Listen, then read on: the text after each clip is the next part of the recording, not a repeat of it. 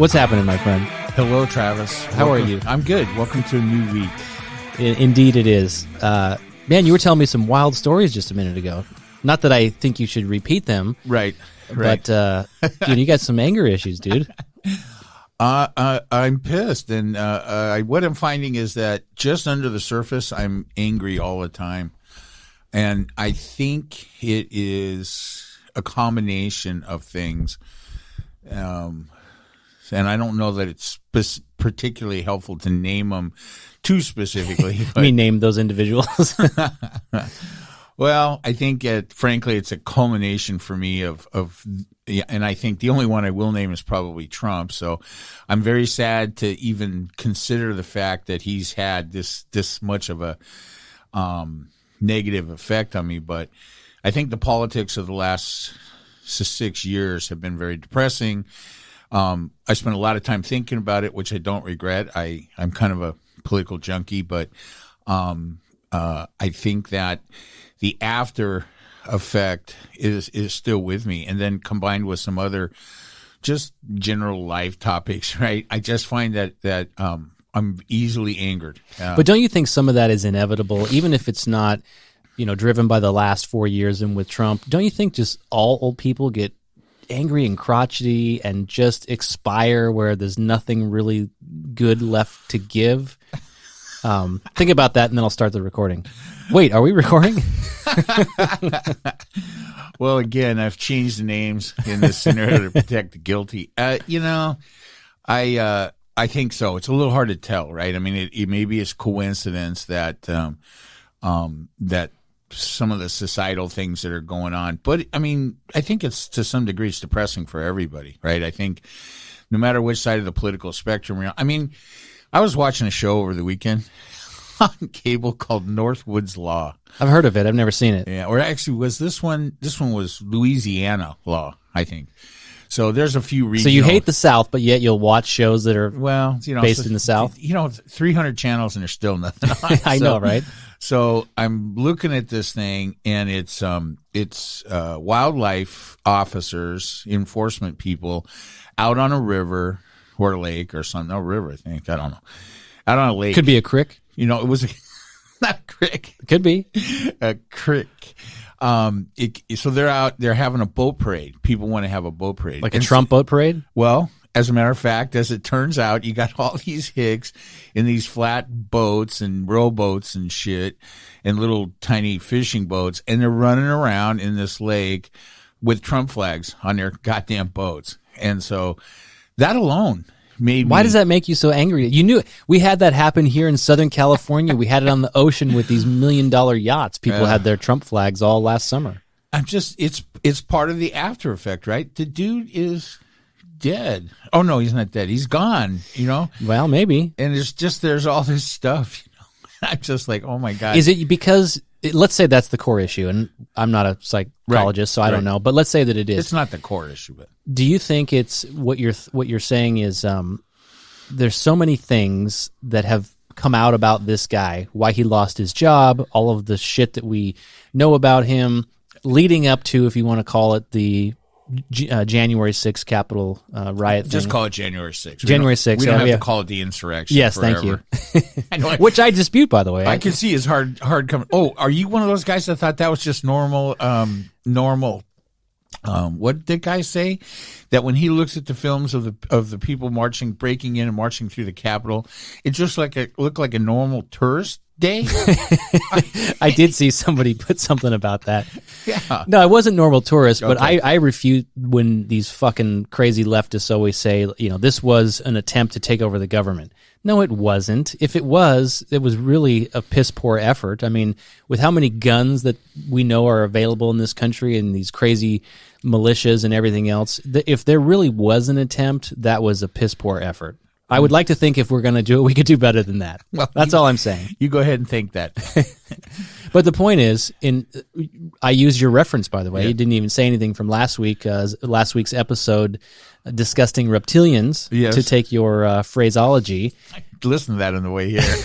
And so is Trump such a disgusting reptilian that, in your mind, this many months later, that people are still holding on to him, They still embrace his ideas. That to you, it's like, what's wrong with people? Yeah, I think to some degree. I mean, I'm just tired of hearing about it. You know, the guy is so meaningless in the scope of things, and I'm so disappointed in people that actually support him, or whatever. And then this decision by the Republican Party to just lie about the election in mass was so little regard for the danger that poses to the democracy. It's all kind of depressing. Now, I think my personal level of anger that's under the surface it's just part that. I'm by no way am I saying that that's enough, but it's a contributing factor, and so because we talk about those things on this show, it's relevant, right? Do we need to do 2 episodes a week so you can get out some of your frustrations? Is this a way for you to vent? No, I think retirement, is close. So. I think part of this might just be... Then you're going to have more time to watch the cable news and get more irritated and read more articles about what's happening in the South. Yeah, I think maybe. And for my wife, if you hear this, Debbie, this is not I'll fill you in on this before you hear it. So by the time you hear this, you should know. I do feel that because... Pardon me, that didn't do anything. Because I think that my retirement plans are close. I am having less and less patience with work-related frustrations, and so, because it's starting to be a thing where I'm like, hey, why am I wasting my time dealing with these aggravations? That's a healthy question. Yeah, and I think that I can't help. I think part of the problem is, because I have a short period, and in my mind it seems reasonable that I stick it out and make it to a certain point where everything makes more financial sense. I'm unhappy about the frustration I feel about wasting time that I might not have. When you retire and you have all this time, will you spend time traveling to the South? Will you break the barrier of not going further east than Las Vegas? No. Will you give it an opportunity? Will you give it a chance? No, I'm going to make sure that I never again have to waste my time doing shit like that I don't want to do, right? I mean, I think, a little bit of the problem, just as a aside here, is as I think about things kind of, slowly returning back to normal on the whole COVID mess. And that's part of it too. I think, more than Donald Trump, probably COVID is the thing that's creating this just under the surface. I've rubbed off on you a little bit with this.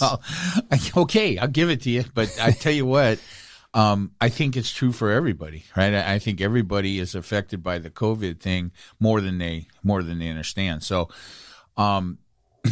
and it's, again, I don't think that's the reason why I'm feeling this under the skin kind of ever-present anger. I think it's all these things. It's the political, it's the COVID nonsense. And as I see things starting to get back to what we're going to call normal, and I have some time left to work, my mind is and I try not to do this. I like to call this snowball thinking, but my mind is running ahead and thinking about, well, what am I don't want to take any more work trips, right? I don't want to travel. But I think that's a good thing. Let me interject here, because if there's one good thing that has come out of this COVID catastrophe, this man-made catastrophe that was COVID, is that I think a lot of people have gone through that type of reflection where they're, just putting some serious thought to time in general, because it's kind of, I don't know, it's as if everybody experienced loss at the same time, right? So they talk about experiencing loss from a psychological level, whether it's death, whether it's divorce, something like that. Everybody experiences loss differently, but usually there's some type of grief, right? Yeah. And with COVID, everyone's lives simultaneously were upended. Of course, it was, like I said, a man-made catastrophe that didn't need to happen, but stipulated. So then there's this complete, survival mechanism that kicks in, and then when you realize when you're going to come out of it, wherever that was, whether it was 2 weeks in, a year in, wherever you are in that, evolution of your thinking. I think a lot of people went through that process where you're just figuring out, okay, time, I have maybe a second chance here. I survived this loss, this moment of loss, whatever it is. And now what am I going to be when I come out on the other side of it? So I don't think you're alone in that, but that's helpful. I mean, what I found in dealing with these kind of issues over the course of my life is that the more you think you're the only one dealing with something, the harder it is to deal with. So to be honest with you and not being patronizing at all, just to hear that was helpful, right? It's like, okay, I'm not the only one feeling this, right? Because when you feel things like this, I mean, it's akin to other situations that I've been through, and taking into consideration that other people are experiencing the same thing doesn't make me happy that other people aren't happy, right. But it makes me feel better that I'm not the only one. Nobody likes to be alone in these kind of issues. So I think that, for me, it's a matter of just a whole bunch of stuff happened over the course of the end of last week and over the weekend, and I just had to admit that, hey, I'm just not very. Yeah, I'm upset underneath, and it's I have to be careful because it will manifest itself, right? I mean, I just don't want to, I don't want to commit any what would it be? Crimes? Yeah, crimes. Like you almost did. Yeah. Well, I've had a couple of close calls, and I find that. I just need to think about it more so I can make sure that, it stays under control. Yeah, I mean, not to rehash what you were telling me, but I mean, if I just said the words road rage, I mean, as kind of a parallel to what you mentioned, you could get yourself killed, buddy. Yeah, and because, I think it's what is road rage? I mean, it's a topic that is discussed a lot. We see it a lot, and I think whenever we see, as outsiders looking in, on some kind of Instagram video or something where someone manages to capture some road rage on a video and you see it, or you see it on TV or whatever, or YouTube, and we look at it and go, wow, what an idiot. Why would anybody, but when you're in the middle of it, when you have, and I think that the anger is already there. I think it's just things that happen. Like, I could just say without getting too explicit that flipping me off right now on the road is not going to be a good idea. Yeah, but you're lucky in that particular example, if it happened, and I'm not saying that it did, or that you did anything about it. But if the other individual has a weapon, if they have a knife or a gun, shit could go pretty bad. Yeah, I get it, and there is, there's parts of this I don't really understand. I'm not a psychiatrist, or I never studied psychology. What is the thing that people study in school? Meaningless minor. Psychology. Yeah. That's a good one, actually. Is it? Yeah.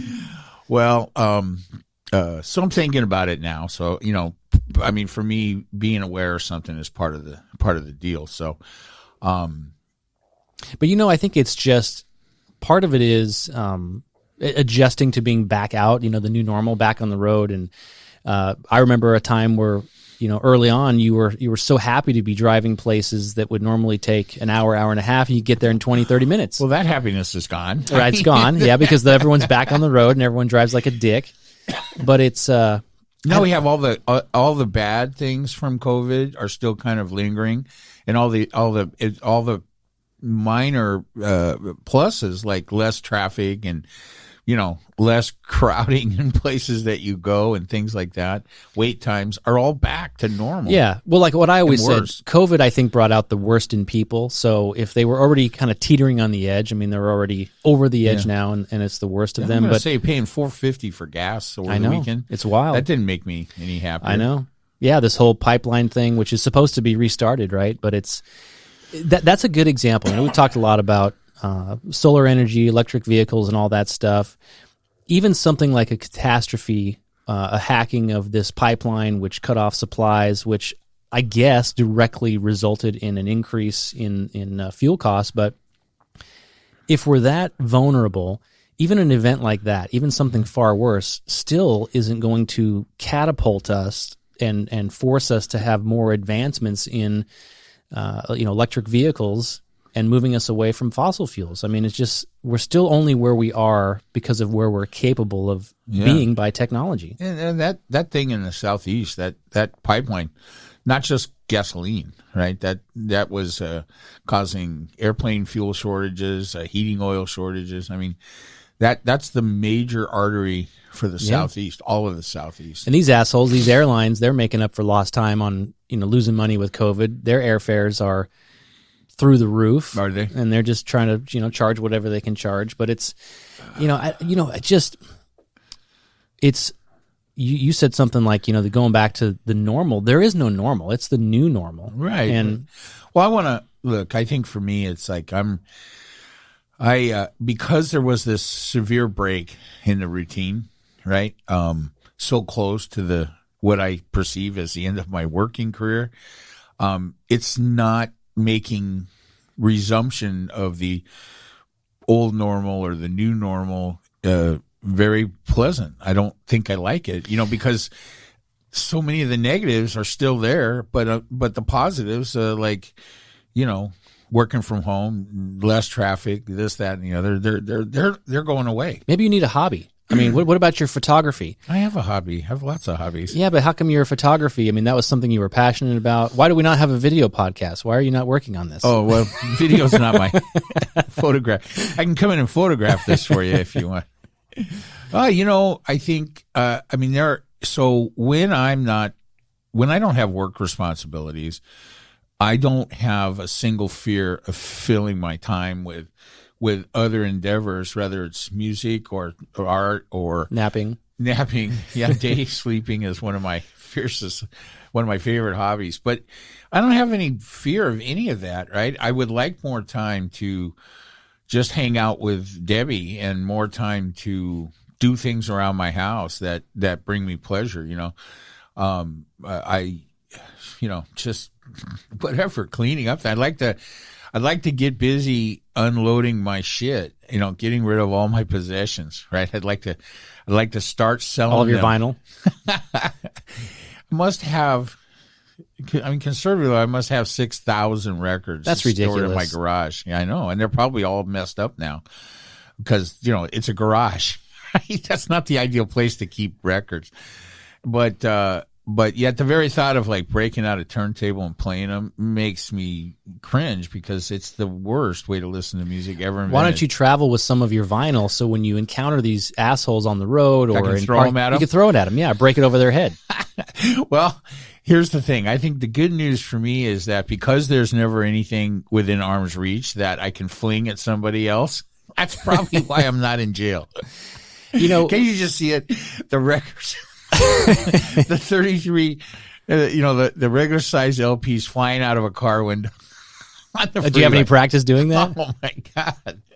So, I guess there's been a rash of shooting. You're down here in South County, so I guess there's been a rash of BB gun shootings on the 91, right around my. Really? Like on overpass? On the overpass? Just on the freeway. You're driving along and someone shoots out your back window with a BB gun. What a dick. I know. It was one of them was right at Kramer, so that's directly above my house. So, what should happen to those perps? Should they be caught? If you are shooting out a window with a BB gun, what should happen to that individual? The maximum penalty afforded to you by law. Here's what I think. Because we talk a lot about policing in this country, we talk a lot about justice and accountability. We've talked about the death penalty. I don't know if I brought this up, but there was an article, I think South Carolina. I sent it to you.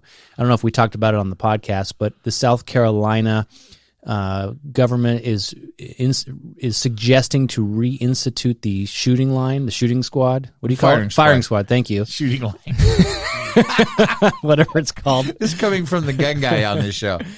The firing squad into the choices of the death penalty. And the reason cited is because they can't get the drugs to kill people because of a shortage or whatever. Well, I mean, I thought that was kind of cool. There's only a shortage. I've been fascinated with this subject for a long time. There's only a shortage of available drugs to use for human euthanasia because no drug company wants to make it. It's not that they can't make it. I mean, there's plenty of phenobarbital and whatever else you know, Xanax and whatever else you mix with that. There's plenty of it, but no pharmacist and no drug company wants to be the manufacturer of that material, right? So you could go to a compound pharmacist. I don't know if anybody knows what that is, but enlighten us, Dr. Watkins. There are pharmacies that all they do is pull pills out of a bottle, count them out, and put them in a thing and slap a label on it. There are other pharmacies that may have the ability to do compound pharmacy, where you may combine 2 or more materials to make something else in the pharmacy as opposed to being manufactured. But nobody wants to do that either. And, Pfizer doesn't want to be the manufacturer of note for South Carolina's. I mean, it's like, hey, we make COVID drugs, we make dick pills, and we don't want to make lethal injection medicine. So that's why there's a shortage. So do I care how they kill people? I think it's a separate question of whether they should be, Well, isn't that the whole thing is if you have the death penalty, it became, the question is it humane? What's a humane cause of death? And then the people who are opposed to it will say, well, the death penalty is not humane. We have to do away with it. So any form of, sanctioned killing is bad. Well, I mean, when you consider how many recorded cases there are of horrible endings to these drug-induced deaths and in all these podunk But what's horrible, places. though? Like what I thought you were going to say is the killing of innocent people, which is a separate issue, and is the justice system working? And listen, it's a little hard when the DNA evidence comes out and clears John Doe of something 10 years later and he's dead. It's a little hard to make it up to him. Yeah, no doubt about that. But let's say you have a case where there is no question about it, whether it's, I don't know, caught on video or you have the DNA. Shouldn't you just get right to the point? And I like the firing squad idea. I even like torture. Like for these BB gun fuckers you're talking about on the freeway. Is that where you're going with that? You want to torture them? Well, yeah, maybe they're not, maybe they're young kids. Maybe they've got an opportunity to do something in life, but they're just being a bunch of dickheads on the freeway, shooting people's windows out. But you could cause some serious damage. You could kill somebody, cause an accident, whatever. Well, I think the punishment for those people cut their fingers off. Caught, no, I just think it should be proportionate to whatever they shoot did. them with a BB gun. Well, if let's say they shot shoot them with a BB gun. No. Hey, stand over there. We're gonna. That's shoot what you. I think. Yeah. Hey, you stand over there. We're gonna shoot you with this BB gun. I know from personal knowledge that at a good distance, it's probably not going to kill them. It might penetrate their skin. It might not. What if you shoot out the window and it causes the driver to have a fatal accident? I mean, exactly. Having your window blow out while you're driving at 80 scare the miles, shit out of you. Yeah, could be pretty dangerous, right? So I think then, and that person dies in that, then I think that the perpetrator of that should be prosecuted for murder. I don't think it, and you did it on purpose. So, how they might try to claim that's manslaughter, I don't know. But if the only thing you do is shoot out a window and there's no other things, then I think the punishment has to be proportionate to the crime. So if you shoot out the window and the driver dies or causes a fatal accident and other people die, should the BB gun shooter then, can we put him in the firing squad? Yes. So you're in favor of this? Well, I'm not particularly in favor of the death penalty, only because it is so disproportionately used against. I'm just going to say it. There's a lot of the systemic racism that we've talked about has been shown to be present in the biggest place it manifests itself is in the judicial system. But even judicial system, and by far and away, more people of color have been executed in this country, and that simply just isn't borne out by the numbers. So there has been systemic racism, has played a part in convictions, and then the application of the death penalty.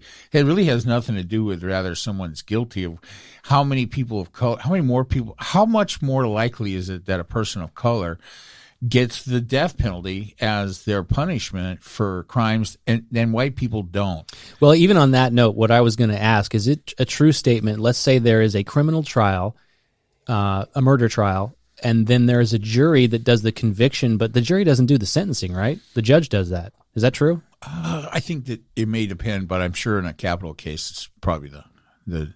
I mean, I think there's a jury. I mean, I think that there's a sentencing phase. Yeah, that's what I'm getting at. So I don't have any evidence on this. I haven't really given it a lot of thought. I don't think juries. I mean, you can charge somebody with a crime that carries the death penalty as a consequence, and then if you find them guilty, then I think the jury knows going into it that a conviction, what the weight of that has. Yeah. So I mean, it's going to go through 20 some odd years of appeals and so this forth. and that. Yeah. And I don't know how many states in this country have totally repealed the death penalty. I know there are states that don't do it.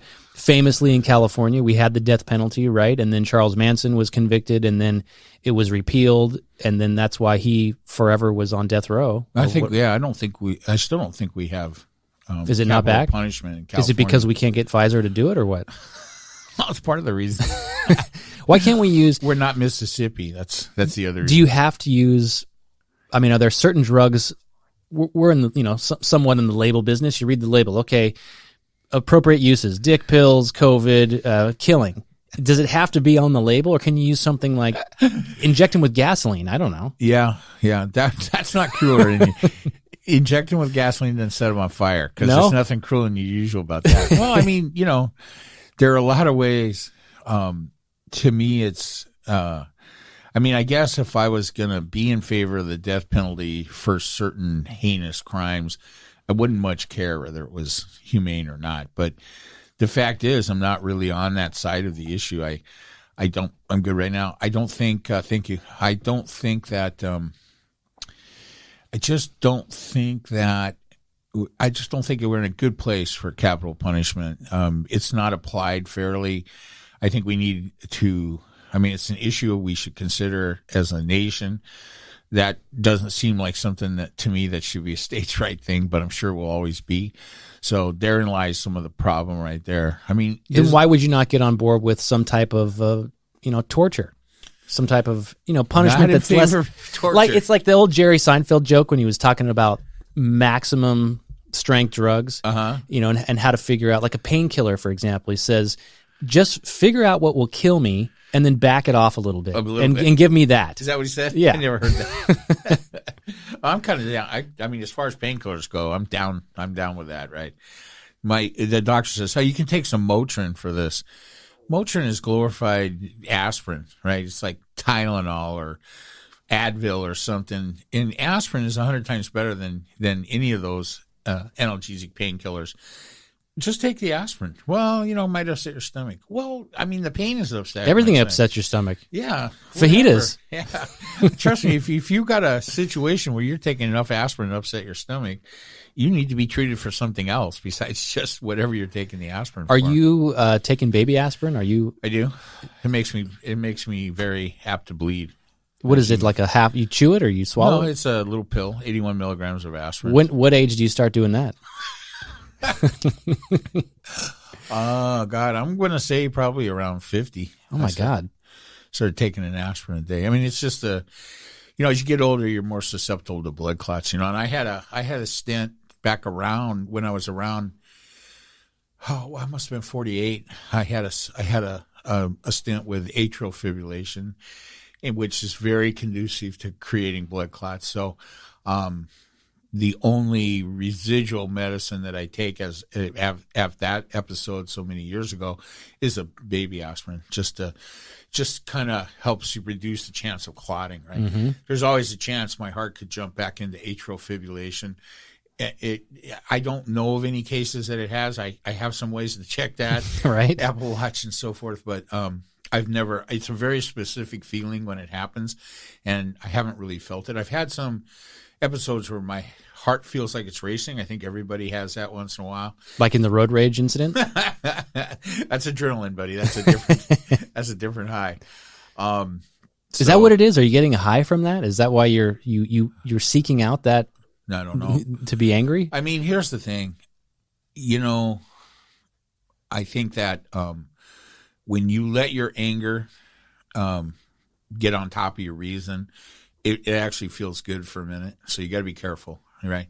So I think to some degree, I'm not a chemist, so I don't really know the answer to this, but my guess is that causes some adrenaline. And I think, especially for an ex-smoker, I think any kind of adrenaline-producing event has a certain Why don't you jump out of an airplane?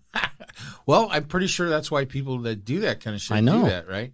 So there's, to the best Why don't you get a Tesla and sit in the back and turn it on autopilot? to the best of my knowledge, jumping out of an airplane, that would have to put the desire for that adrenaline rush on top of my reason, and I don't see that happening. But I mean, that's how it works, right? When you make bad decisions, you typically, when you're making good decisions, your reason is controlling your emotions. And anytime you find yourself making questionable decisions or just giving in and letting your anger just get the best of you, it's the other way around. You're flipping the equation. You're letting your emotions control your reason.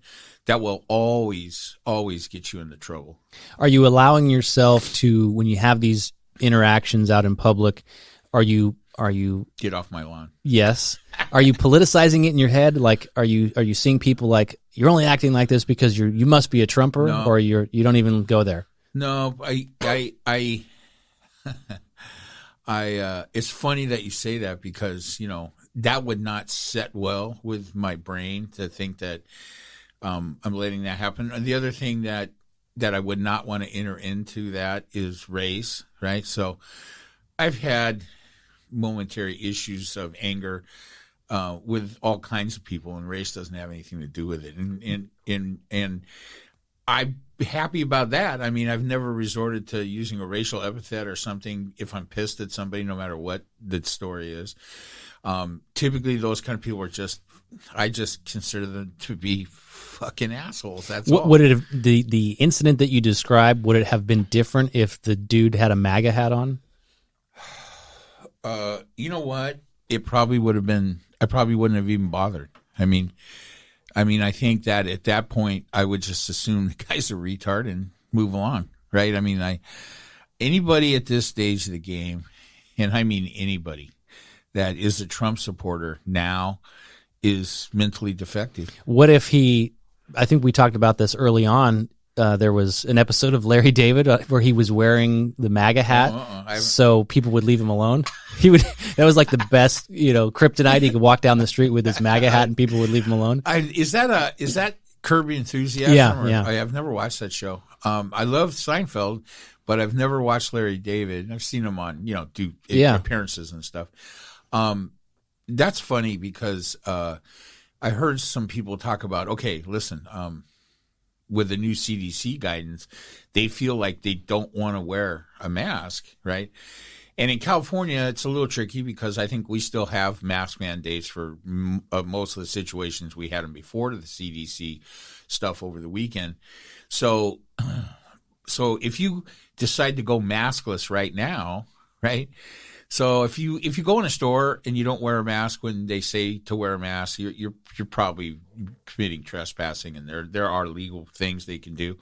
But if you're outside now, and you're walking around where you used to wear a mask and now you don't. Some people are like, well, I'm still wearing a mask because I don't want anybody to think I'm a Trump supporter. I read that. Right? I have to wear all kinds of other Democratic, paraphernalia, right? And I don't wear that kind of stuff. So. Why do you think, that's a good topic, why do you think that from the very beginning, you and I have documented that this was a partisan issue, red states and blue states, everything from the disaster decisions that were made early on to this fucking cliche of reopening and all the bullshit in between. Why do you think that now, all of a sudden, typically, if you look at the map, the blue states and the people on the left side of the political spectrum don't want to believe the science? And this particular CDC director, by the way, is not the same, Trump CDC. Remember, just 6 weeks ago, she was gloom and doom, and we're never going to come out of this. And now they're saying, hey, you can take off the mask. So why are people on the left so defensive of the masks? I don't know that's the case. I mean, what's in your paper this morning? What's in the talking points paper? Democratic talking points. Here's the thing, right? When I feel this under the surface anger, I don't watch as much political. That's probably good for you. But I did watch a little bit about this, and I specifically listened to what Walensky, the head of the CDC, has to say about it. It's a tough situation because so I think the beginning of last week, Tuesday of last week, she had made some kind of testimony or something in front of a Senate committee that, the masks were still needed and blah, blah, blah. And then by Friday, they put out Thursday, they put out new guidance that said, hey, you don't need masks in most situations anymore. And so she's, they're nailing her on that. How could you change your mind? It's science. It's not, these aren't religion. It's not changing my mind. I didn't have the second thoughts. Changed. The science changed. The paper came out. The data that shows the fucking case numbers. Yeah. And she's like, look, I promised you that when the science changed, I would, we would change the guidelines. And so that's what she did. And the fact that, California, I would think that, our governor would be jumping all over this and taking this chance to save his ass and get rid of all the restrictions. He's going to double down. Yeah. Here's the thing, right? Unfortunately, the numbers show that there's no way in hell that he's going to be recalled. So rather they've got enough signatures to run a special election. That's just a matter of wasting money. So I'm not in favor of that. You know who's behind that, by the way? I think the big majority of the money are the VCs, the venture capitalists in Silicon Valley. They feel slighted. They feel like, his draconian lockdown measures have crippled their business, crippled big tech and investing in these firms. So I think that VCs collectively, I don't know if they're represented by a specific group, but that's the biggest majority of the funding for this. Well, here's the thing. I don't think that Newsom is their biggest, and the biggest one they need to worry about. They need to worry about Amy Klobuchar. She's going to come at them with antitrust, and it's going to happen. So I think that they're gonna quit caring about Governor Cute Face or whatever. But Have why? you seen the newest John Cox commercial? John Cox is the Republican guy that ran against him, and he's running now on the recall thing. So John Cox, they're running this ad campaign. Get a better PR firm, John. Is he the guy traveling with a bear or something? Yeah. Yeah, he's calling it Beauty and the Beast. So they put up a picture of Newsom and they go, Californians chose beauty. And then there's a picture of Newsom. But we need the beast. And then there's this John Cox nitwit with a live bear. It's just like, oh my God, he watched too much Tiger King over COVID, I guess. Oh shit. Did you see there was a tiger, a parolee that's had a pretty stellar criminal career, had a tiger, a full-size tiger illegally. They picked him up for a parole violation, couldn't find his tiger. It's like in Houston, I think. Yeah, the tiger was loose for several days, so I guess they got him with no incident, but what a fucking nitwit. Go back to this mask thing, because Newsom said, I think he was going to announce the lifting of the mask restrictions or some modification by June 15th. He made this declaration before the CDC director came out last week, and then he was forced to make another comment saying we're aware of this and we're going to have a statement by Friday, which came and went and nothing ever happened. And I don't know if he's going to modify it or not, but to your point about going into stores, you've already had large retailers. Walmart, for example, already released a statement saying you do not need to wear a mask in our stores. And that's one example of the confusion all around this country because of Walmart in California. You still have to comply. Walmart, Kroger's, Starbucks, Target, they all. So you have two groups of companies that made public statements over the weekend. The Walmarts, the Target, I'm trying to remember the little logo thing on the TV. Those guys all said, hey, no more masks because of the CDC guidance. And that's very confusing because in California, there's a statewide mandate for that kind of stuff. So the statewide mandate hasn't changed, and their corporate policies, it wasn't Walmart that made an announcement that came out and said, all our stores are no masks. It's the media reporting on what's changed on mask mandates. And for the vast majority of the country, Walmart stores don't need masks. But in California, I don't know what other states might be in this situation, you still have to wear a mask. Same in So did you see? Do you know who Ricky Schroeder is? Yeah, he in Costco. That was awesome. Costco. That, you know what? I don't know much. He had a second career, right? On one of these Law and Order shows or something. He's been working. Well, yeah, right? he was on Hill Street Blues way back when. Yeah, so he's not just the child actor from Silver Spoon. He looked pretty pathetic. I thought that was awesome. He went into Costco and he said, I don't have to wear a mask because the CDC guidelines. And that's something I would do, to be a dick, because similar to your road raging experiences, I just want to engage with somebody who has a brain.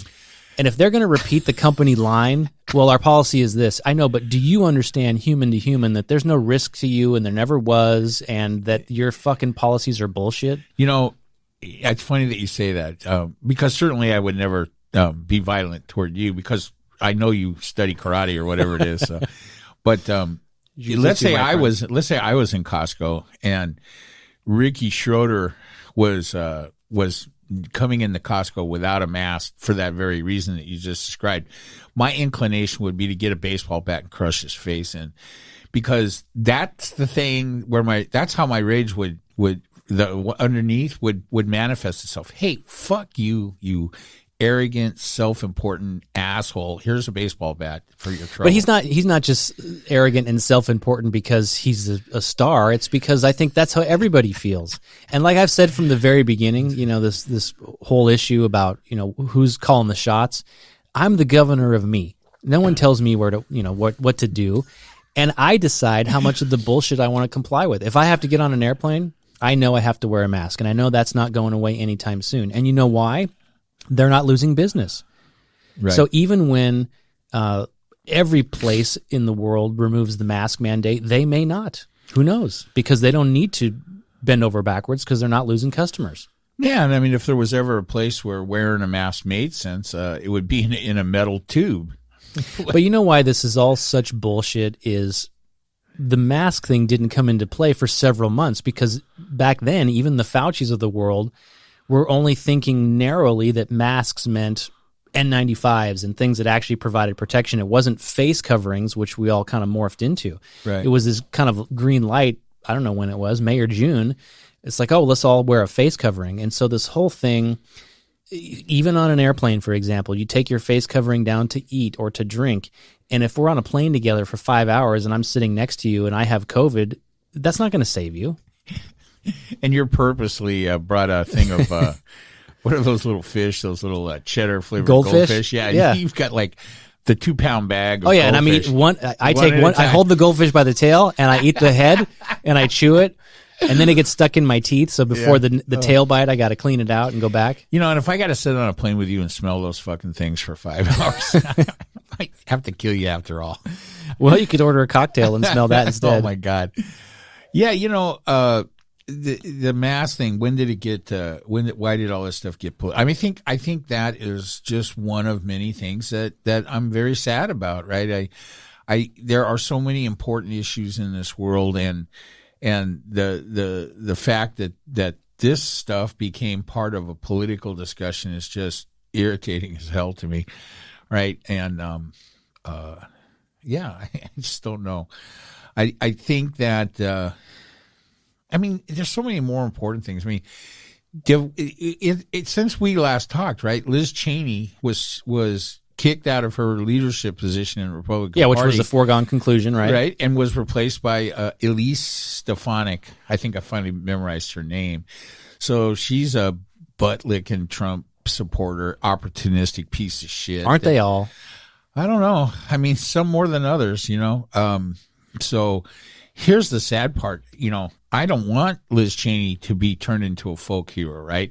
She is completely, her views on politics are completely opposite of anything I would support.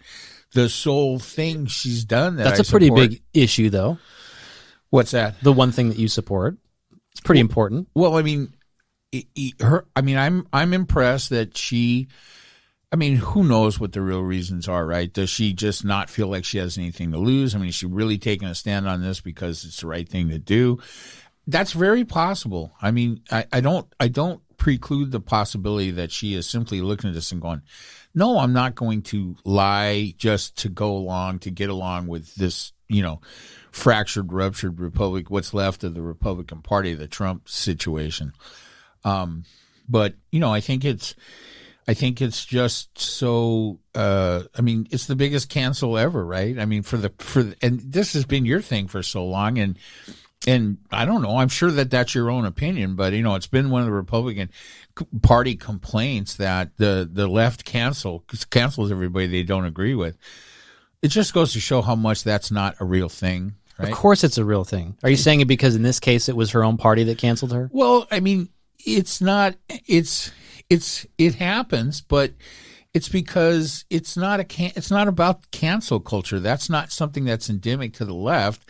That's just, and it's just a name. It's consequences. The consequences for Liz Cheney not going along with the party line is that she lost her leadership position. So I don't call it any more than that. I don't call it cancel culture, but they have, and it just goes to show you how much bullshit that is on the Republican Party side of things. Here's why it gets labeled as a left thing, because it is. And the main reason is because why did Liz Cheney get canceled? Well, I'm going to get there. But Okay. but with Democrats, they're supposed to be the party of inclusion. They're supposed to be the party of diversity, the party of varying opinions. And so they have.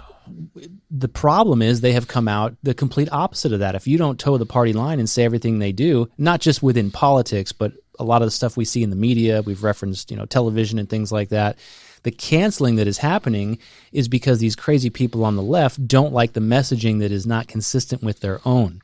And I don't like when the pressures don't allow for difference of opinion, and then you have advertisers, you have shaming on social media, you have people in the private sector who are facing what you would call consequences. Elected officials, I think all bets are off. That's different. I don't think that, I'm not defending anybody who's canceled in the political arena. And quite frankly, she really wasn't canceled, right? If the Republican Party has the power to remove her committee assignment or leadership role, they maybe stripped her of that, but she's still a representative in the House, and only her constituents can cancel her or vote her out. Yeah, we'll see what Wyoming thinks about. Is that where she's from? Yeah, and they're not going to be happy about it. I mean, what was the thing? I was listening to one of our previous episodes, and I think you were kind of listing out some of the primary tenets for the conservative view, and I think one of them was taking responsibility. Does that sound right to you? Like something you might have listed as maybe, I don't remember, as a conservative tenet. Well, I mean, taking responsibility for things is really what we're talking about here, right? If you're going to, when you have opinions and you voice them, you need to take responsibility. You need to be ready for the consequences. But where does it end? Should she take full responsibility and say, hey, I can't even be a Republican anymore? Well, I don't think that I don't think I can make that, I mean, that's up to her, whatever she thinks. I mean, it would certainly preclude me from being a Republican at this point. I mean, I don't even, I mean, I might wear a mask just so people don't think I'm a Republican at all, right? So just so you know. But I mean, let me ask you a question though on this subject, because we've talked about it a few times. So instead of what we see happening in regards to cancel culture in general, without any specifics, what is it you'd like to see happen instead? So if you don't like what is happening, what would you like to see happening? And I'm not trying to use reverse psychology. Yeah. This is one of our favorite tactics for people. Hey, you tell us, hang yourself right. with your own words. But I mean, seriously, I'm a little bit confused at what you would rather see than what you're seeing. I guess just speaking from my own experience and philosophy is I don't think to the end. I don't think that I have an opinion what I would like to see. But in general, I just normally feel like I don't get offended. I don't have feelings towards words. I don't read something and then fly off the deep end and say, "Oh my God, this is the." I mean, I'm forever changed by what I just saw. Who would ever do that? These fucking Democrats. And they're so appalled by what they see, by what they read, that they're the ones that demand change. And they're not demanding change of the individual, that they whatever, be reformed or go to therapy or anything like that. They just want them removed from society. It's very 1984. Just totally remove them. There's no record. I was reading over the weekend, there was a guy who worked for Apple. He, I think, has been there for 5 years. He was on the West Coast. He was an IT guy or something in the tech side. Apple courted him and they hired him. He moved to the West Coast and he's worked for them. I don't have his name in front of me. And then, but he had written a book several years ago. Apparently, he's kind of an edgy guy. You know, he's made some comments about particularly women in tech in Silicon Valley. I don't know the book. I don't know if it was meant to be. Yeah, but I heard some of the quotes. Yeah, they were funny, right? Some of the quotes he was saying these. Not if you're a woman. I get it, and so I don't know the context of the book. I don't know if it was meant to be a joke or if it was meant to be, you know, despairing. I don't think I blame him as much as I blame Apple for not vetting him. That was his point. Yeah, this guy should have never been hired by Apple. I mean, the book was there, so you know. If you're going to hire some high-profile guy that you're going to eventually fire in a whole high-profile manner, right? You know, and he's an author, maybe it's incumbent upon one of the zillions of people that work at Apple to read a fucking book. Right, and again, that's one kind of big example. We don't know how he interacted at work. We don't know if he... So I guess for our listeners... In the book, he would say things like the women in tech have broad shoulders, or they act like men, or they're either on one side or the other. Something more along the line of they're fucking bitches is what I heard. Yeah, so let's just leave it at that, right?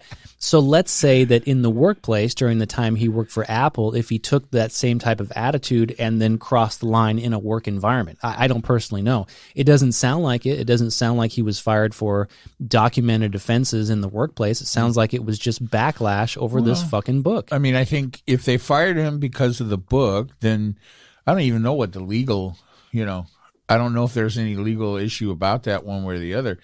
I think that if they hired him and now they're firing him because of that, I mean, it's an at-will work state, so, you know, it doesn't really matter, but it also doesn't stop anybody from filing some kind of wrongful termination lawsuit. So, and the thing is, good luck. If you think you can hire enough legal firepower to win a lawsuit with Apple, go for it. Well, first of all, I will tell you this: if I'm putting on my junior attorney hat, yes, please do. Especially in a place like California, if this guy files a lawsuit, Apple's already lost.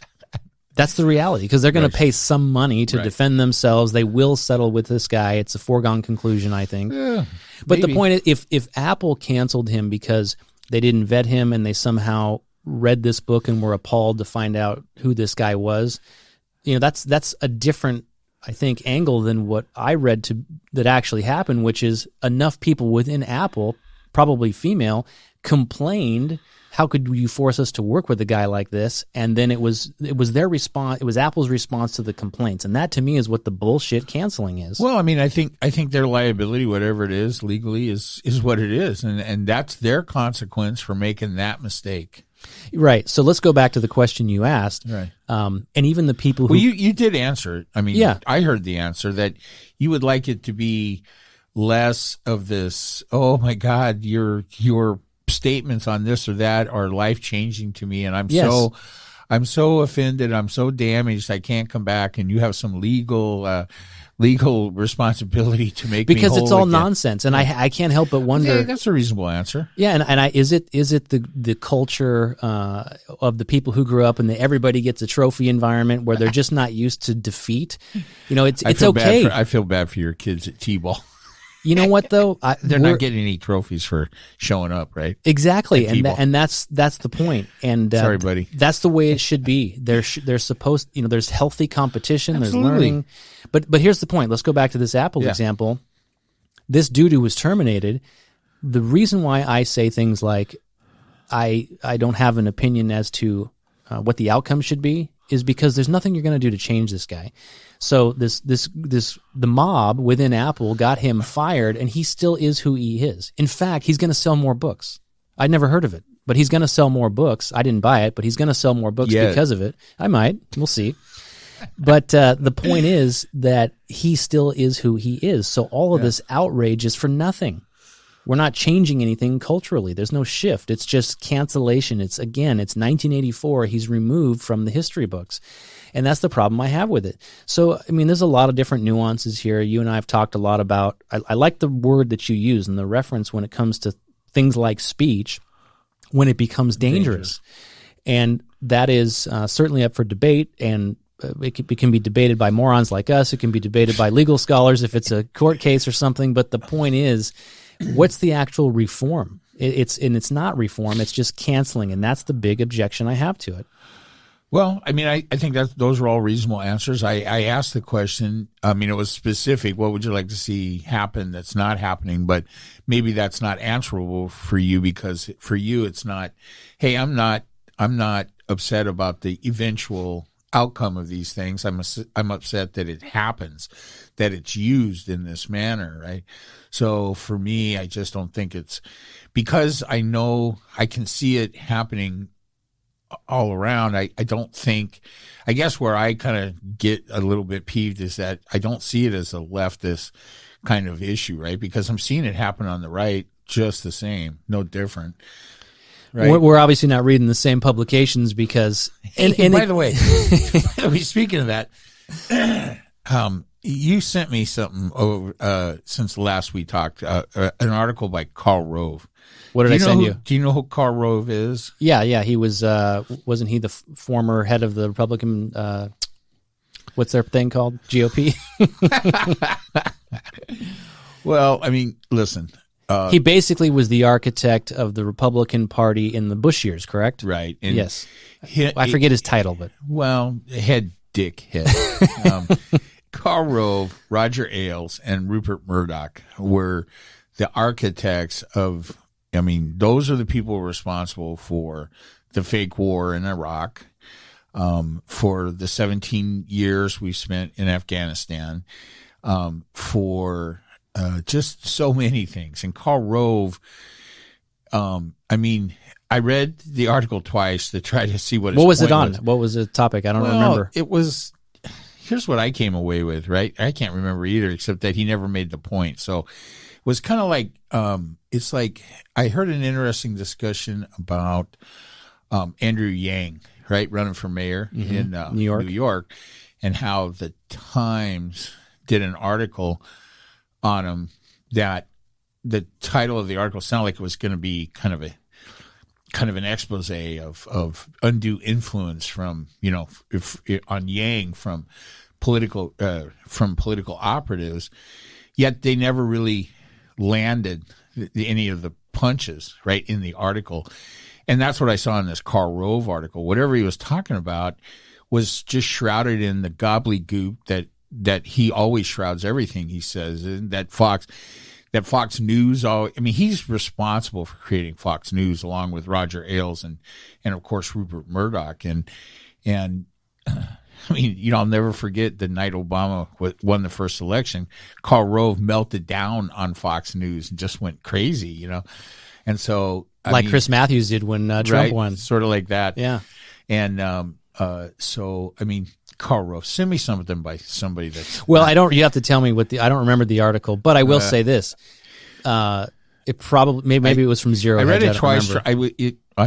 It was from the Wall Street Journal. Oh, okay. There you go. And the Wall Street Journal is very, it's just turned into the Fox News of print publication. So, it's Rupert Murdoch. Well, I'm trying to send you. Right? I send you, and I post things that are from multiple publications, so it's not all one-sided. Right. You always joke about Zero Hedge, for example, but written by Tyler Durden. But they're not all. If you look down the byline, it's going to show you. I always look to see. I read this article first. Right. I'm like, okay, get my glasses because it's on my phone. So, right. So I read the article. I'm like, what the fuck? He never actually makes the point here. And so I go back to read it again. Yeah. And now I have to go back to the top of the article. And then I see the author and I'm like, oh my God. But sometimes that is the point. Rove. Sometimes that is the point. And the point is to just get you to think. And that's, what sometimes I'll post on Twitter. I'm not taking a position on it. I'm just putting it out there to get people to think, because oftentimes, most of the time, I believe, and this is the whole basis of a lot of our conversations on this podcast, is that people they're only filtering the news from the political spectrum that they already believe. They're only reinforcing their own beliefs. They're not challenging their mind to look at the other side. And I think that's not good in any situation, in competition, in sport, in life. Did you not read that article? I don't remember which one it was. Everything I send you, I read. Yes. Okay. But I don't remember which one it was. Well, I read it twice, and my opinion coming away from it is that Carl didn't make his point. He didn't land his points, right? Maybe. So, I mean, for Karl Rove, it's just the accusations that, I mean, that's how it works. And I know that. I know based on who's saying what, that it's one-sided, right? They have an agenda. They have a goal that they're trying to. Well, my only question for you was, because look, maybe you didn't know who Karl Rove. I mean, that's I know who he is, right? But I promise you, everything I send you, I read. Okay. Well, that's good. I mean, as long as you know who Karl Rove is, then. But that goes to another point we talked about last week, and that is the message versus the messenger. And sometimes Liz Cheney is a perfect example. Are we going to cast her aside because she's a Republican, or are we going to listen to her message, which is, hey, I'm not going along with the big Trump lie? Oh, no, we're going to listen to that message. Yeah, and I think that is, for me, a lot of what's being lost in the cancel culture debate is that people, they're so hung up in whatever their agenda is, and they're not. There's so many nuances. It's not just as easy as one label that we're seeing. Let Liz Cheney. I mean, I think it would be great if she ends up running against Biden in 2024, right? She would be the next worst nightmare for me to be president next to, and that's not even fair. I mean, really, nobody comes close to Trump as far as being the worst thing ever. But I mean, let her represent the real Republican Party, not this corrupted mess that is currently running the show there.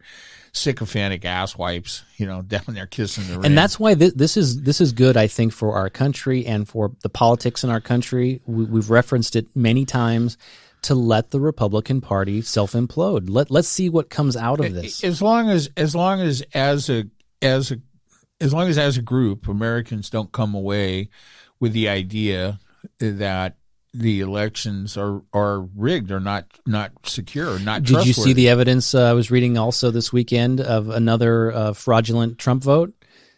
No. I didn't send you the article. This dude in Colorado who killed his wife and then used her ballot to vote for Trump. What?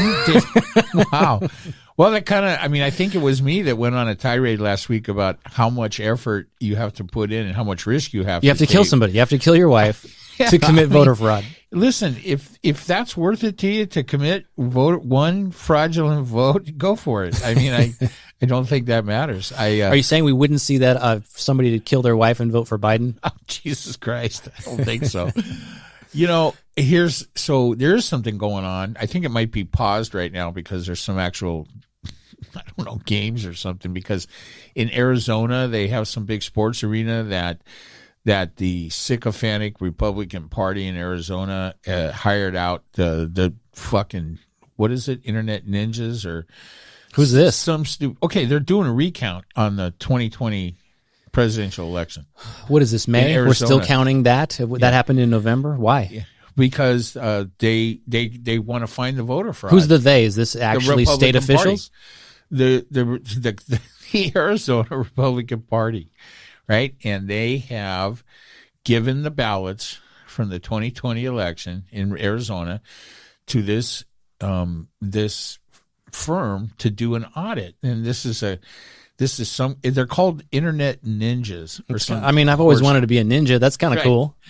And here's the thing: they are not a company. They have never done a vote audit. They have no experience. There's no reason to believe. You have to gain experience somehow. Yeah.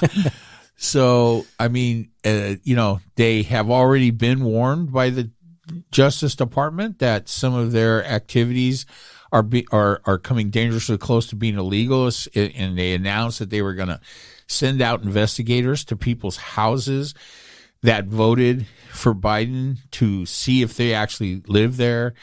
And so the Justice Department is going, hey, that's voter intimidation. You can't go to people's houses. That's a no-go. So that maybe that's not happening. But the whole fact that they're putting ballots, there are federal laws about who can, about the chain of custody for ballots, right? And so anyway, all of it's just another step toward making people think that the election was fraudulent when there's no truth to it whatsoever. Yeah, that kind of shit makes me crazy because that's good. It should. Well, yeah, I mean, because it's common sense. It's normal to think that shit is dumb. And there's nothing worse than, I use the word competition, right? So call it sport, whatever. I like sportsmanship. I like at the end of a fight, you help the guy off the mat. I like, at the end right. of the game, everybody hugs and, it's a shared experience. And part of knowing there's competition is knowing that there's a possibility that you could lose. Yeah. And accepting that loss. Right. And then deciding whether it's in sport, what you have to do better, I don't think this would happen, but one of the possible results of this continuation talking about this election, and then, when you have, so let me get this straight. Let's think about this. January 6th was the day that both houses of Congress who were met to, or was that January 20? No, that was the 6th, right? Were you talking about the riot, insurrection? Well, yeah, it said I'm not going to call it that anymore. So the January 6th was the day that both houses of Congress were going to meet to verify certify the election, right? Which was a formality. It was really no type of discussion or debate that was going to change anything. It was a formality. But that's the handshake going off the field that you just alluded to. Right. So a couple of things about that, besides the whole, nonsense. So 147 members of the Congress voted not to certify the election. I mean, this again, formality. So they knew that going in. It wasn't that they learned of something that day. They had gone to bed the night before knowing they weren't going to participate. Right. So, let's say that in 2024, Trump or some other Republican gets elected to the presidency, but doesn't turn the House. What's going to happen if the Democrats go in with a majority and they refuse to certify the election? That's not good for our democracy, right? That's the first time I ever remember hearing something crazy along those lines was when Trump won the first time, the only time. So the election was 2016, and then you had the what do we call those delegates? The Electoral College. Electoral College members or whatever their title is. Yeah. Do you remember hearing at that time that there were a few standouts that were saying, "Hey, I don't care what my state says, I'm not going to vote for Trump. I'm not going to put my name down for Trump." Yeah. It was the first time in my lifetime I ever remember hearing something like that you wouldn't just follow the process and do what you were told. And then electors is what they're called. Electors, thank you. And then, that example you just cited, I think you have to have an agreed upon set of rules, and then everybody agrees that part of being allowed to compete or participate is that you uphold the rules. Can't change it after the fact. Yeah. Can't ask for overtime after the bell rings. Which is kind of what they've been, what this whole thing, let's just call it the big lie, because, that's the media name for it. It's so funny how, what was it, a week ago or 2 weeks ago, Trump puts out some kind of statement on his pathetic social media platform. From now on, the big lie will be the, I know, it's awesome. It's like, from now on, the big lie will be on the Democrats, not the Republicans. I mean, it's I'm rubber, you're glue, whatever you say. Yeah. Sometimes, so my wife will accuse me of this. My 5-year-old will throw a tantrum about something, and rather than being an adult, I throw a tantrum back at her, and well, you started it. And my wife will look at me with her arms crossed and be like, "How old are you?" And it's very much like what we're seeing with Trump. Oh, it is. I mean, so let's just hope that this here's the problem. It is May, right? And so, there's more talk about this nonsense with the election fraud than there is about real things. Yeah, and we've talked about the voter suppression issues in the various states and the various draft languages of bills that are being sent out there. And I think, and I'm on board with you, and essentially that all of this is an incorrect knee-jerk reaction to a narrative that suggests that the election was fraudulent, and it wasn't. Again, I repeat what you had asked me. I'm not accusing you of No. promulgating the big lie. But I think it's the partisanship of the details. So when you talk about all these laws, you're right. Most, if not all of them, don't need to be there. Assuming these are all a reaction to this election. I don't know if any of these were started before that, but the point I'm trying to make is it's unnecessary. We're trying to solve a problem that doesn't exist. Are there specific things that I think are either good or bad in some of these bills? Yes, I do. And are there things I think that people get lost in the argument? For example, comparing New York to Georgia, there are very specific points that people are pissed off about Georgia that actually don't apply to New York, but they conveniently leave that part out because, again, the Georgia bill didn't need to be drafted. Oh, yeah, that's what the Karl Rove was. That what it was? He's like, hey, guess what? Cory Booker never thought that voter suppression was an issue when he was running in all his previous races. Yeah, I remember that quote now. Right. So, I mean, there's the thing, there's the big gotcha that doesn't land, right? And he used a couple other examples, right? And this other black politician, I mean, Karl Rove is a flaming racist piece of shit from so far back. He probably called Trump and gave him the birther idea, right? No, who took credit for that? There's somebody else who Somebody I think did. Yeah. And you know, in one of our past discussions where I tried to kind of note what was the first racist thing that Trump did, I think I referred back to the Let's Make America Great. It was in our very last podcast, and I'm like, yeah, I've known it was bullshit from the first time he said, back to the slogan, let's make America great again. What I should have said was, you knew this was bullshit from the birther stuff. I mean, that is so overtly, I mean, I should never have to say anything to justify my position that Donald Trump is a racist piece of shit. No, but you put it out there. After birther. Yeah, that alone makes him a racist. Well, listen, no, you don't have to justify, but you put it out there, so it's, I think, fair to debate. But what I've always said About is the birther? anything, right? Let's go. No, I'm just saying when you put a point out there, I'm not putting you on the stand that you have to, convince me otherwise, but it's a fair point to debate. Right. And what I've always said about Trump is that don't give him that much credit. In other words, did he literally sit in his office when he was, writing the script for The Apprentice that, why Obama can't win? Because he's not even born here, and I'm going to get him on this birth certificate. Was that really his idea? Was the slogan "Make America Great Again" his idea? Probably not. No, both racist memes from the past. Right. So whoever gave it, and so this is the point I'm making. What I've always said is that when it came to Trump to be the messenger to carry that line, he was probably looking at, and maybe he's all those things you said, but I'm sure that he would use any tool available to win. That's how I see it. So yeah, did he really think that Obama? You make wasn't, this point from time to time, in reference to the 200 or so pieces of legislation in red states that are either have been or are in the process or will be passed prior to 2022.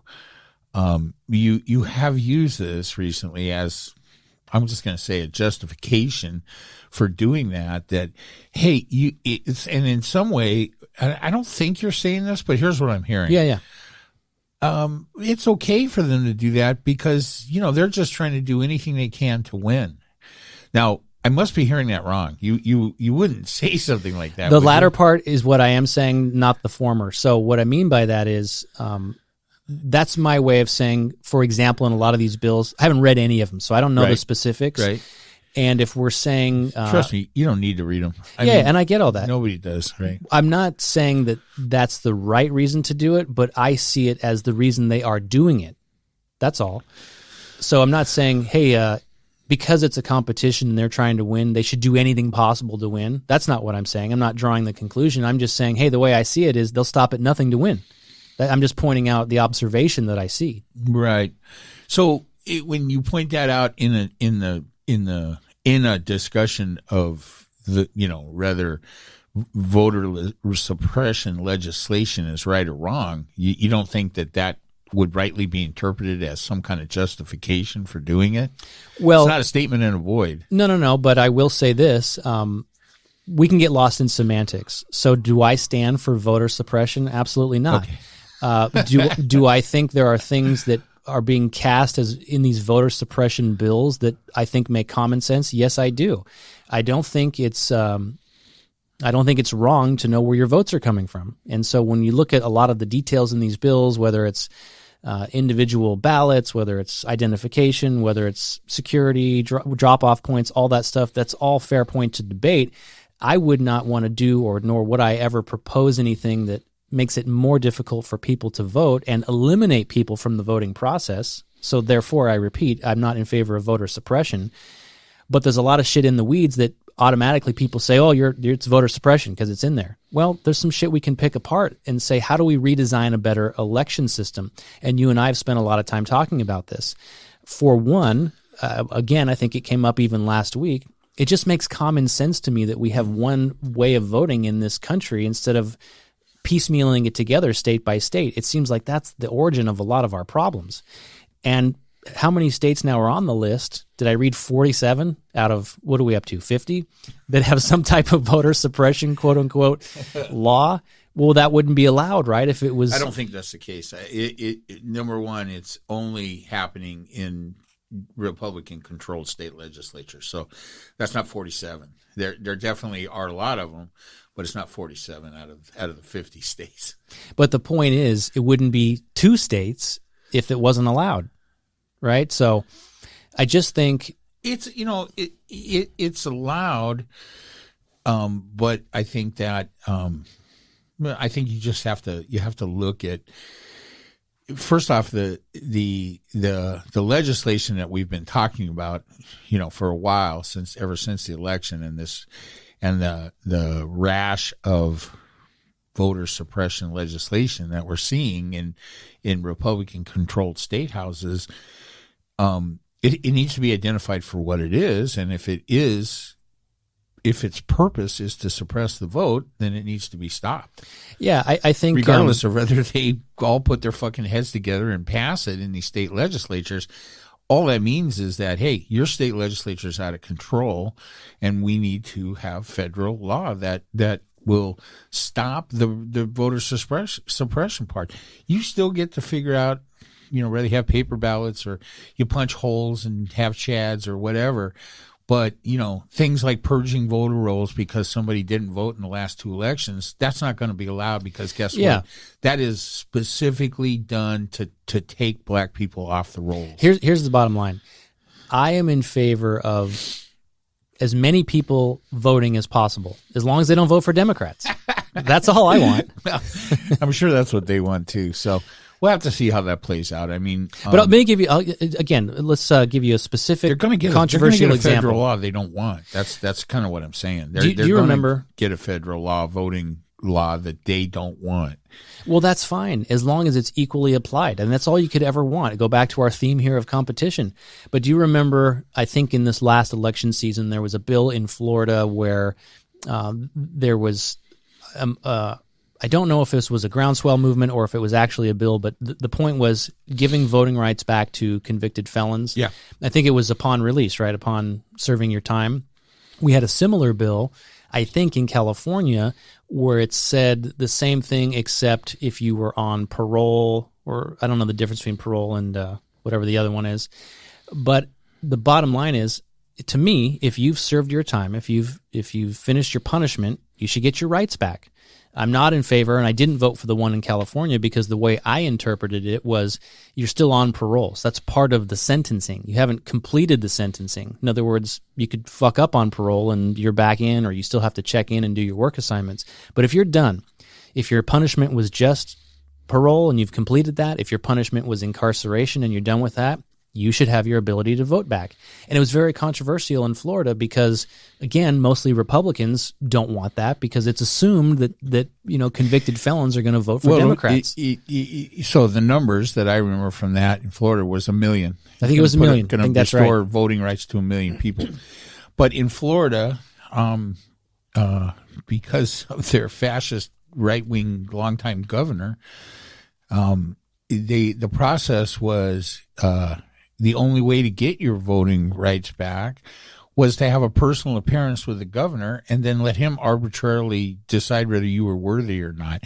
And his record was that almost no people of color ever got their voting rights returned to them, and almost all the white people that applied did. And how are you going to meet with 1 million people? Well, I mean, there you go, right? So then this very right-wing state legislature, then even though they passed the law that restored it, then they let their Republican legislature impose multiple conditions, which eliminated virtually everybody. So in that scenario, let's say the convicted person in Florida can't vote. Can they move to New York and register to vote there and vote? I don't know what the law is in New York. I don't know what laws, how the laws are set up pertaining to felons voting. I mean, for me, it's not a big issue for me. I don't particularly want the felon class restored to the voting thing. That's not really, why? I don't, well, because I think they've already proven that, they don't really deserve all the rights and privileges that all Americans should enjoy. So, I mean, I'll leave that up to the people to decide. I don't have a strong feeling on it. I don't want voting rights restored to convicted felons just because most of them will turn out to be Democrats. Isn't that the same reason why we shouldn't make Puerto Rico and D.C. a state? Because they'll be Democrats? Well, that might be the reason you don't like it. It's exactly the reason. But it's not a justifiable reason for me to ignore the felonies committed, by these people. Now, I mean, the story for that goes that in Florida, 1 million convicted felons, half of them are probably not guilty to start out with because they're black and they were unjustly convicted in that very racist state along the way in a judicial system filled with systemic racism. So, I mean, I think that's a complicated question. So I thought it was interesting. I just think, is Florida still your eventual, is that where you want to end up? For now, Florida? I mean, I still hopefully have enough years left that Democrats could move there and fuck it up. I don't know. I mean, as long as they don't, yeah, it's on the list. I think you should shoot for Hawaii. Well, I am, yeah. Because I think Florida is a swamp. Literally, it is a swamp. Yeah, it is literally. I just don't know why anybody would even go there, let alone want to live there. But well, think about it. I mean, even from, again, COVID was a perfect example, but their state remained open. There was the land of opportunity. You couldn't do shit here in California. People are leaving left and right. First year, I think that we have actually a net loss of people this past year in California, which I know you're in favor of because it's less opportunity for you to get into a road rage incident. Take the people out of California. I don't care. You know what made me mad over the weekend? I went into a Home Depot, and we've talked a lot about minimum wage and stimulus money and all that. When you go into even a place like Home Depot, they have now installed several of the self-checkout lines, like what we've had in the grocery stores. Yeah. There were, I think, 2 lanes, maybe 4 or 6 kiosks of self-checkout. There were 2 Home Depot employees, young kids, manning the station, all helping people get through that. They weren't doing shit. They were talking to one another about their shift and how, they're making them work 5 days a week. And I'm assuming they're making $15 an hour, or they will soon here because California requires it. And they're not doing shit. They don't know anything about, anything. They're not even helping me with the order. Literally, they don't even say hi to you. And I'm thinking this is the argument against and why places like Home Depot are ultimately they're going to be forced to raise wages, but then they're going to lay people off. How many more of these fucking kids? They're just going to raise prices. Yeah, some of that they're already doing, but how many more kids are they going to keep on the payroll if we're all doing their work, if we're all doing the self-checkout and you're just sitting there talking to each other anyway? I heard a lot over the weekend about issues about employers maybe having to pay more, right? as a result of the COVID, the extra money on top of the unemployment, and so on and so forth. So I think that some of the things that we've talked about in relationship to how much money do people make for the lower wage jobs, it looks like it's going to go up a little bit. I just think that's the reality of everything that's happened over the last year. And sure, there are going to be dipshit kids at Home Depot. I no doubt about it. One of the things that can bring my under the surface anger out quickly is, some dipshit kids at Home Depot. Some kind of attitude from a 12-year-old behind a counter somewhere. It's just like I just want to reach out and strangle them. But there's an argument to be made that wages will go up and need to go up. There's a mathematical reason and a capitalistic reason. But I think the false assumption is all these kids sitting around there thinking, yeah, we're all going to make more money. Well, no. Those of you that remain might make more money, but some of you are going to lose your job because the math doesn't make sense for the retailer to keep you on, to keep all of you on. There's only so much a company, large or small, can absorb on prices. There's only so much they can pass on to the consumer, and the rest is managed by cuts.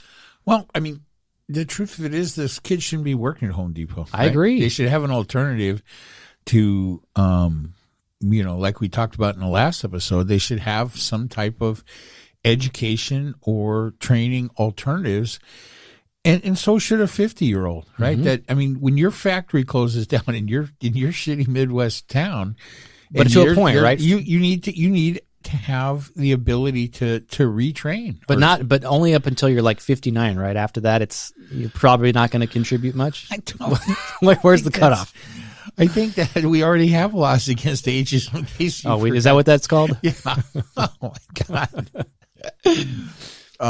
My lawyer's already working on my case.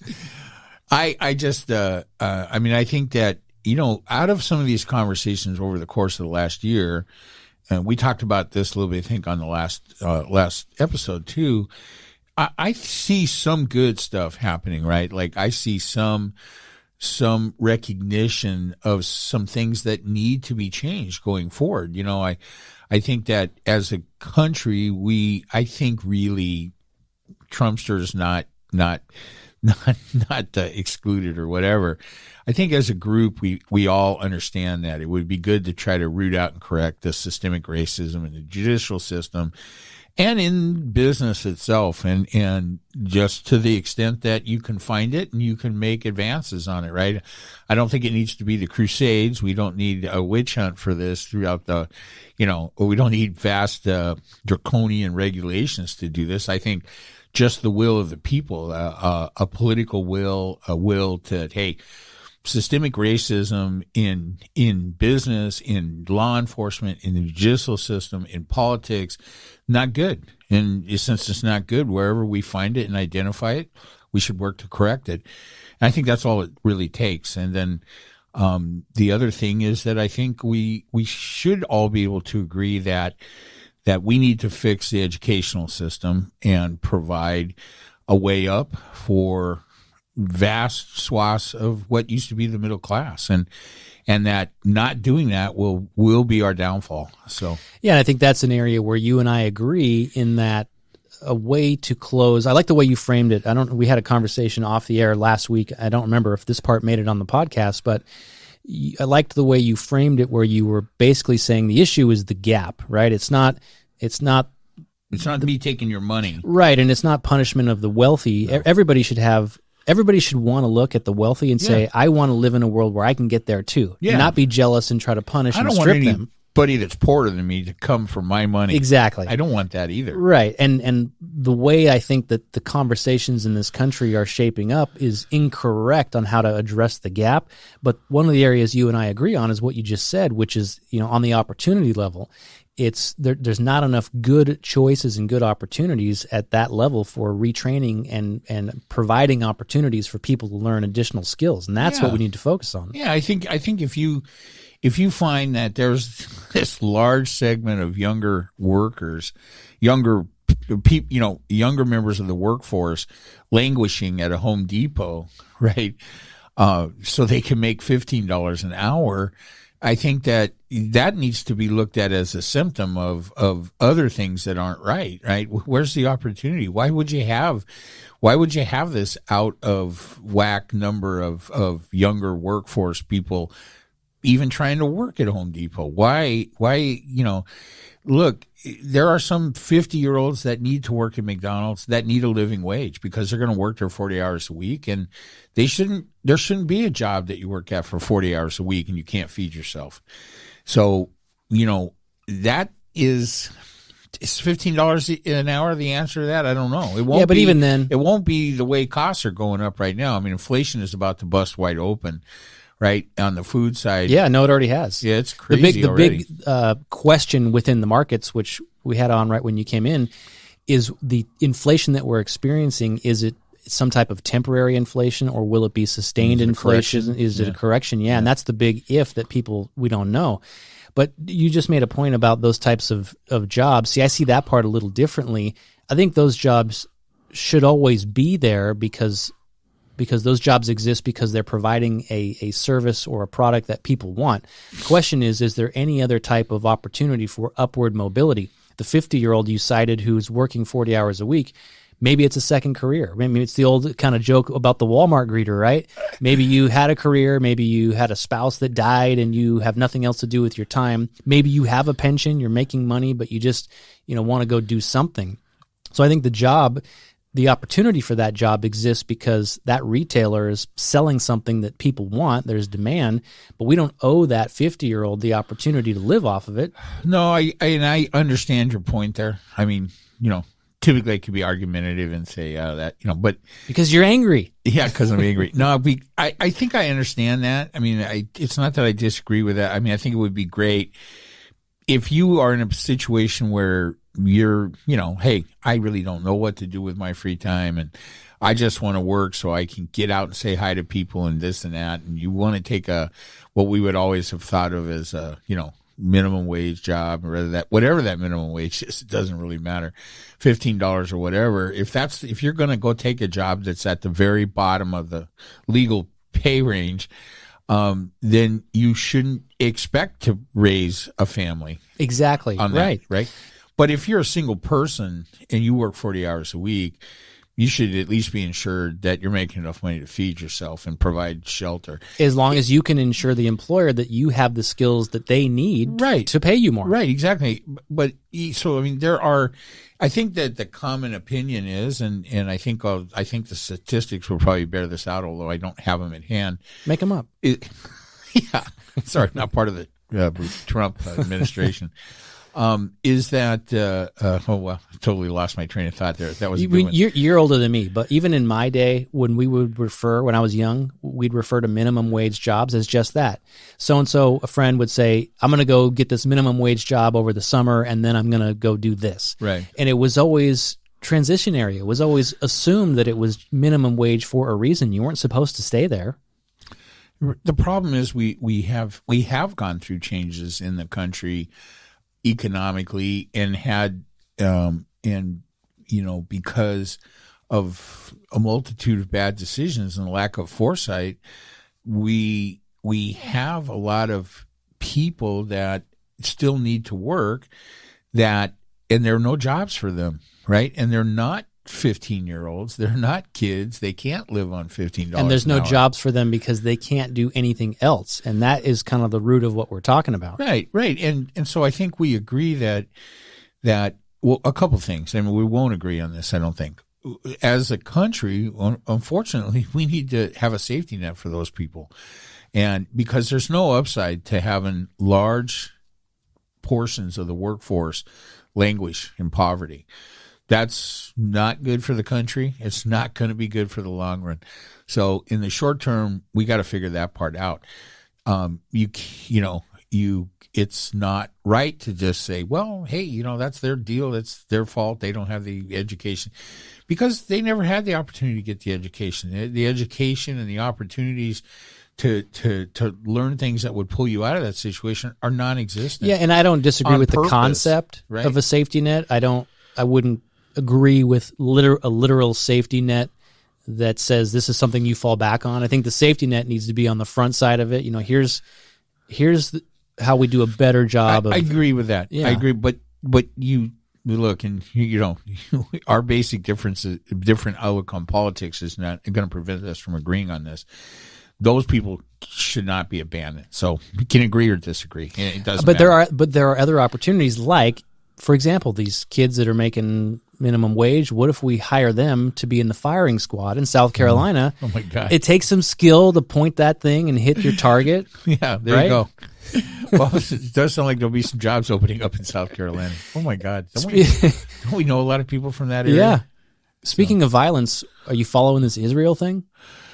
Well, I'm going to give you my quick. You're not asking me. You just asked me if I'm following it. The answer is yes. I'm going to give you my quick take. Go for it. Netanyahu is a far right wing Trump-like authoritarian leader who can't, and in a parliamentary system, he can't form a government. So, because he hasn't been able to form a government, he's about to run out of time and be taken out of power.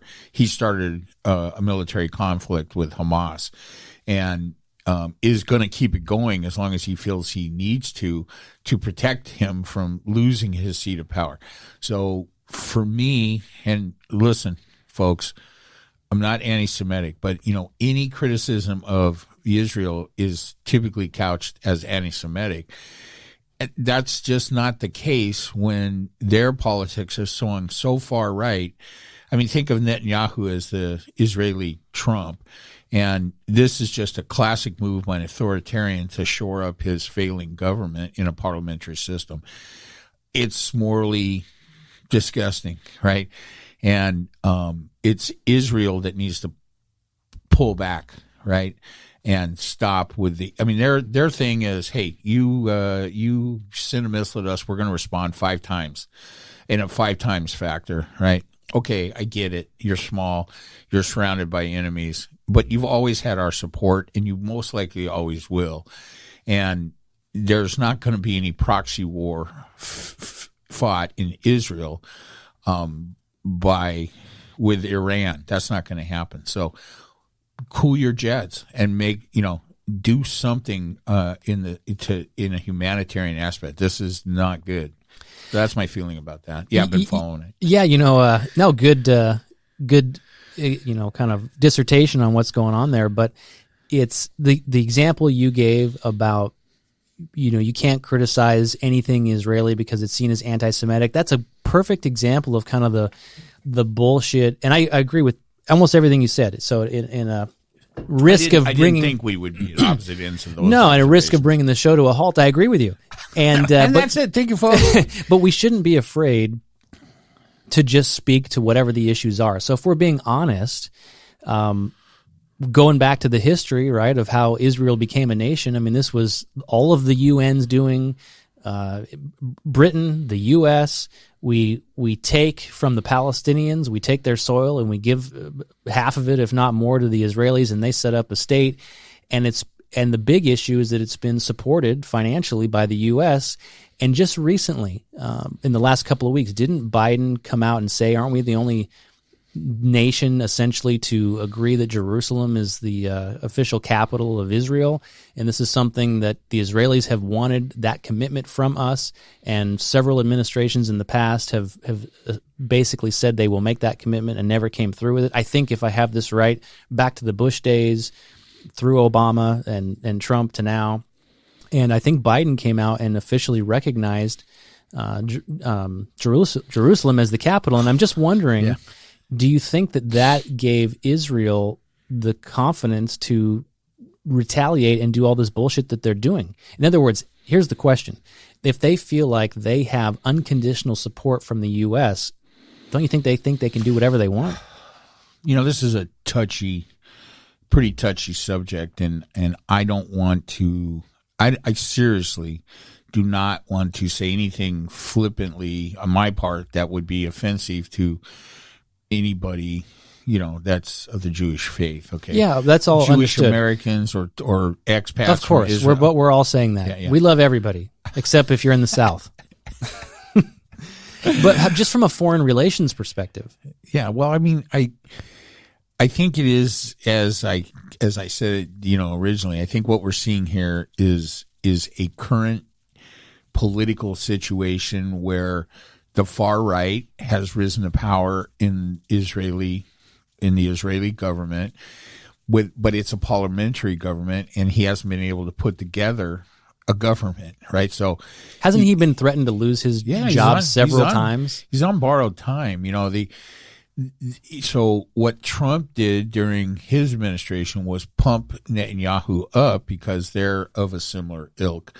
And that's unfortunate, right? I mean, I don't think that Netanyahu is a good leader for a democratic state, and at this point in time, Israel is not. He's been there a long time in that role, and it's not actually very democratic. So we're seeing what happened in Israel. We're seeing what I think many people have warned of could happen here with a prolonged Trump administration. Right, one of the main reasons why another dose of Trumpism at the top, at the executive level, would be disastrous. But you're saying Trumpism, but in fairness, he was there long before Trump was here in the U.S. He was long, but he is the typical authoritarian autocrat that is come to power. Wouldn't a better comparison be to Putin then? He's technically elected, but not really, because he can't go anywhere. Well, I mean, Putin is a full-on dictator. He's an autocrat. He's, he's a criminal. He's, he's all that stuff. I don't think much of Netanyahu. You might have been able to tell that from my description. How long has he been in power? I don't know. It's got to be 10 years or something. I would think, yeah. I don't study it that closely. I think that when you have a state that is constantly fed fear, they tend to allocate power to strong autocratic leaders like a Netanyahu or a Trump, right?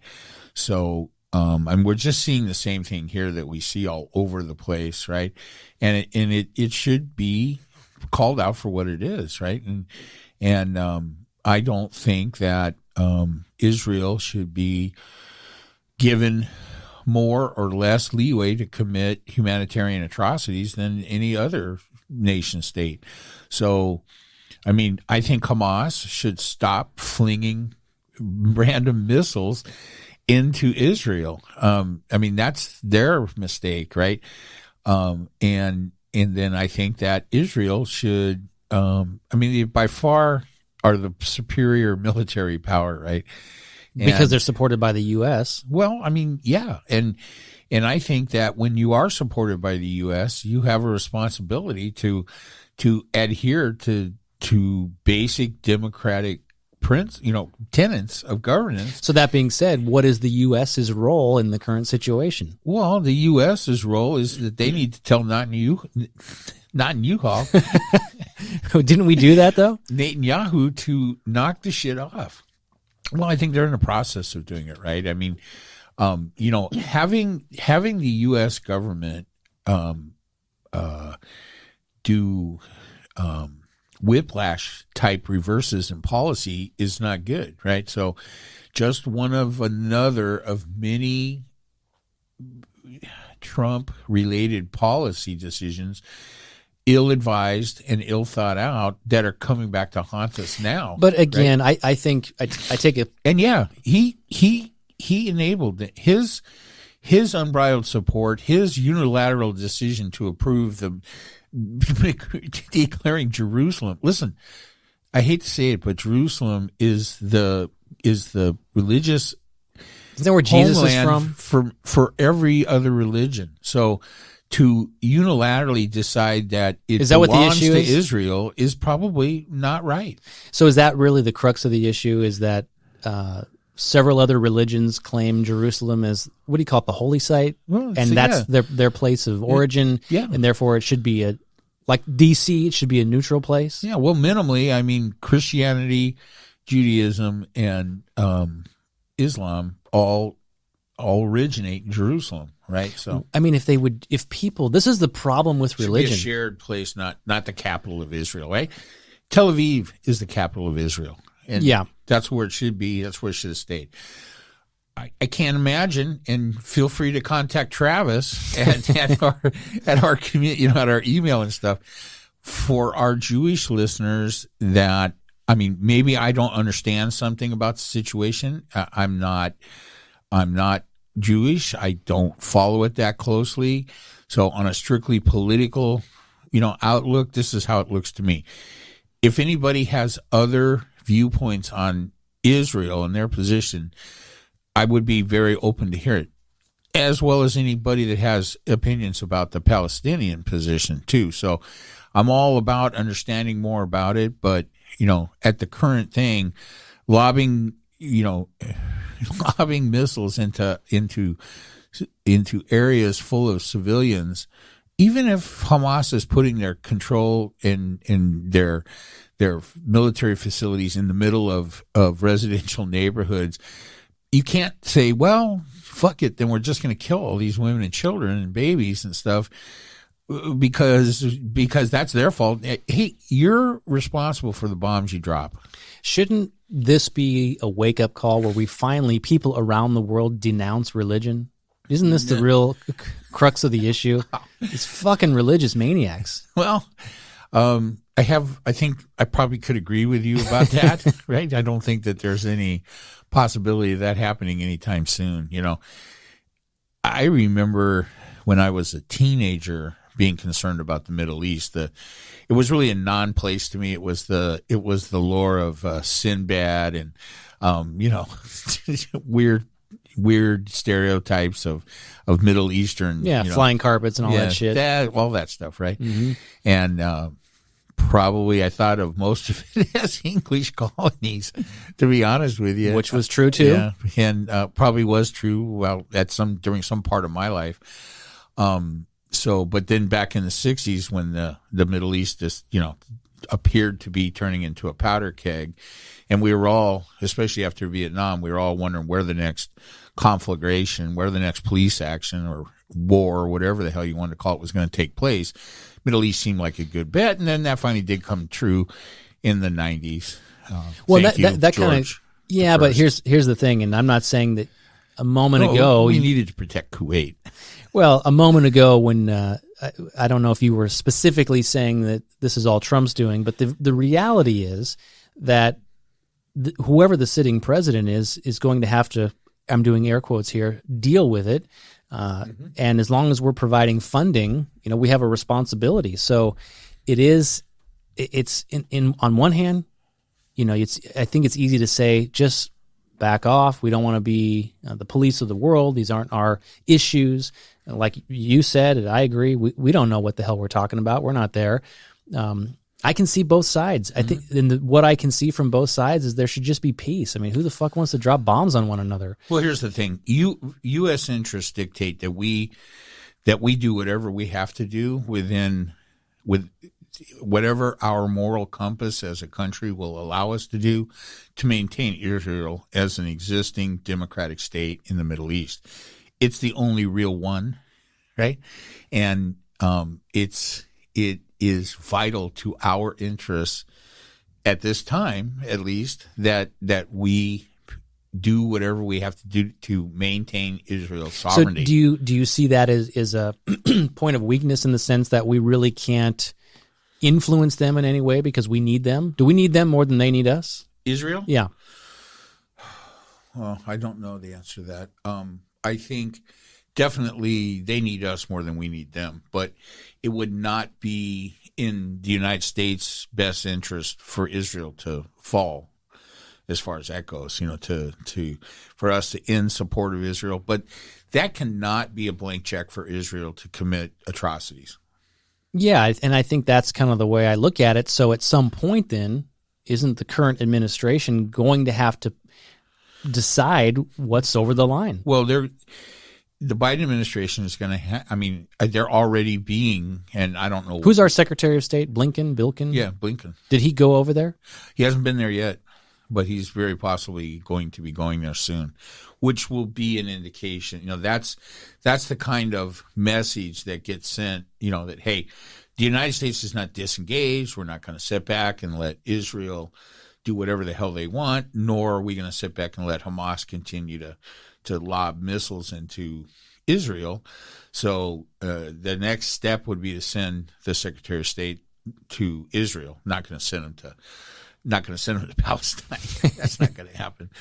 They're going to send them to Israel, and then that's going to put pressure on the Netanyahu government. And yeah, I mean, that's the thing. I mean, you know, neither Biden nor Trump could come out and tell Netanyahu what to do overtly out in the open. They don't take orders from us, and they would rail against any impression that was the case. They don't want to be considered a puppet, of course, nation. But again, you know, the support and the military aid, financial support, and the protection that's afforded to Israel by the United States, you know, they have some responsibilities, right? Why do you think it's important? They know that. Netanyahu knows that, right? So, I mean, as long as it's done through the proper diplomatic channels, I think probably Netanyahu is probably counting on American pressure to give him a way out of this, right? Hey, the U.S. has put the diplomatic pressure on us to end the current hostilities. I mean, this is the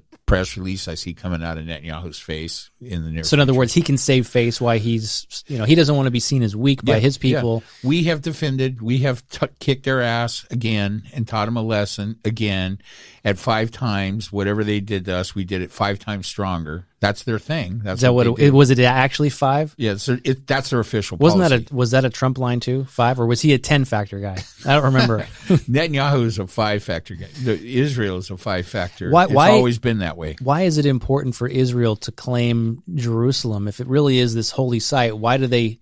Well, it's in the middle of Israel, so that's one reason why they'd like it to be solely under their control. Yeah, but Lesotho's in the middle of South Africa, so what borders are borders? What the Right. hell difference does that make? Well, the first difference is nobody listening knows what the fuck you just said. But I think the word was Lesotho, yeah. Lesotho. So I'm assuming that's some kind of Country. country. Oh, okay. Well, I mean, Jerusalem's a little bit different. Why? It's man-made borders. I know. Well, I mean, and it's all about a supposed, collection of incidents that happened over 2,000 years ago. Who the hell knows? I mean, I joke about this, but it's not really a joke in the sense that I'm an atheist, right? I don't believe in an afterlife. You know, Quit sugarcoating it. no, I mean, I don't say it's, you know, it's not impossible. I guess it could be possible. I don't know, but I don't believe that. And I joke about the aliens coming down. And if they did, you know, and I think there's supposed to be some news in the U.S. sometime this summer where some government report that comes out of what they know about UFOs and shit like that. Shit. But if there really is life outside of this solar system, if there's aliens like the little green man that we see in the movies, shouldn't that put to rest all of the religious conflicts and the belief that, okay, your God is better than my God? Fuck that. There's bigger problems. There's aliens. Well, I think the common belief is that proof of life on other planets would somehow gut the current religious beliefs, and I'm not sure that would be the case.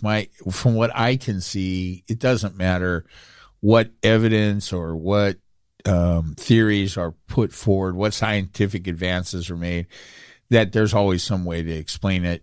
Zealots and religious people believe what they believe. It's faith. It's not fact. I know, and the dumb thing about that is it's all cultural. Everything is culture. If you know, if you were born on an island or if you were raised by wolves, literally, you would walk on all fours, right? You wouldn't just wake up and say, Jesus is talking to me. And even though I was raised with no religious people, no Christians, I turned into a Jesus lover because it's real and it's somehow, you know, piercing into my brain. You wouldn't just come to that conclusion. It's not fucking real. That is your mental defect taking a hold.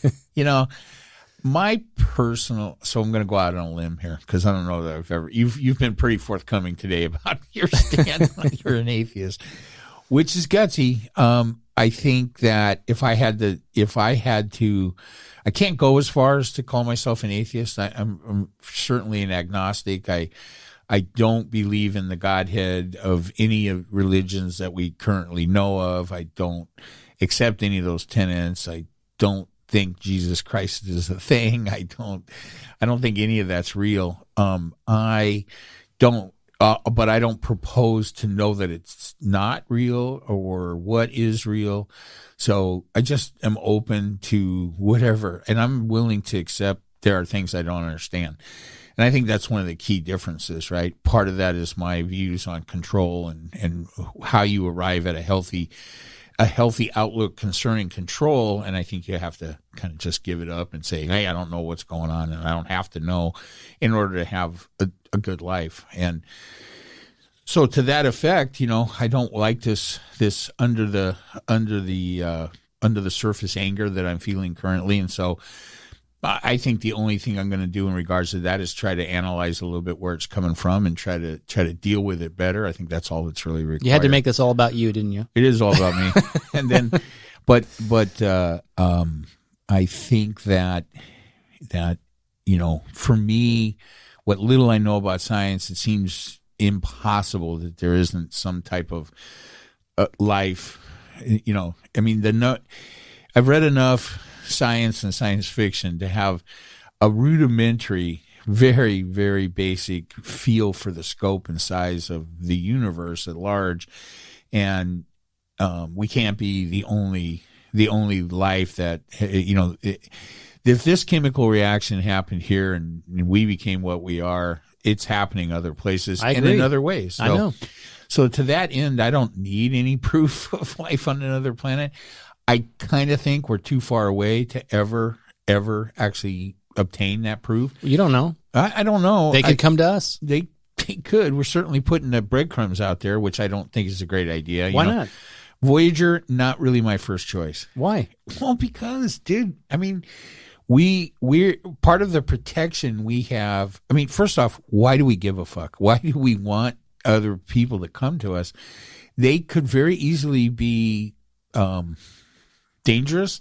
Yeah, but to think that we're somehow safe in our little bubble of the unknown. If you can't find us and we don't give you a fucking map, like of course we've they done can find us twice, well, who knows? Maybe never. And more concerning to me would be they don't find us in my lifetime. So since you sent out Voyager 30 years ago or something, you've really increased the chance that some very malevolent aliens make their way to the planet to try to. But here's the reality about humans. Resources, right? It's human nature to explore. And what I think is so cool about all the shit that's going on in space right now is it's basically like the great exploration of what, the 1400s through the 1700s, people taking to the sea to find new lands. It's basically happening. Mars.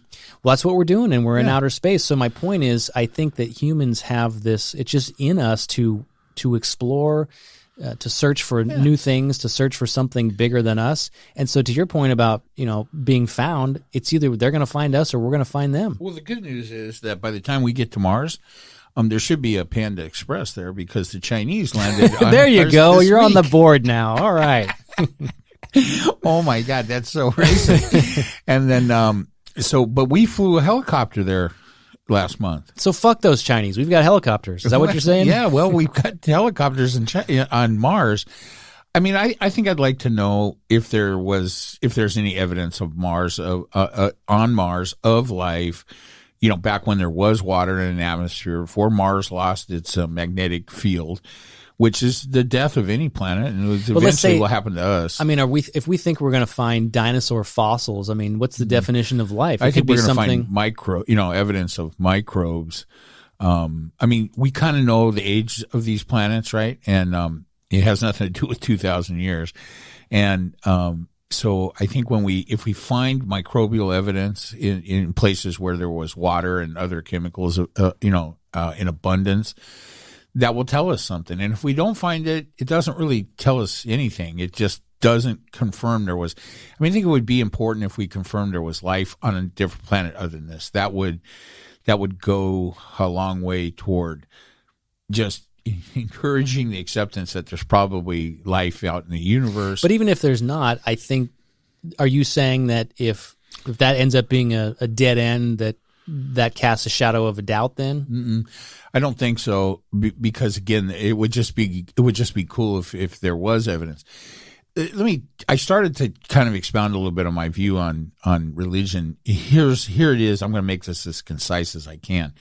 I think religion is a human construct and is a way to control people by people with more power over people with less power. And yeah, I agree. Right. And so you create religions, you make up dire consequences when the masses don't follow your religious tenets. You create priests, you create hierarchies, and so on and so forth.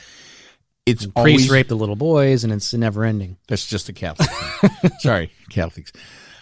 Yeah, I mean, it's just what it always has been, and it still is today. And I do think, like you, that sooner or later, as a species, if we don't kill ourselves first, we may very well progress past the point where that kind of religious influence is going to be effective as far as controlling masses. Ineffective? People. Well, I mean, it may become ineffective, right? Yeah. I mean, if enough people just don't believe in the heaven-hell concept, it's over for religious centers of power. I think we're at that tipping point right now. I think that's why religious leaders around the world are fearful, because I think I cited a number here, at least in the U.S. a week or two ago, that the number of self-proclaimed religious people is at an all-time low. Well, it will be technology that puts us over.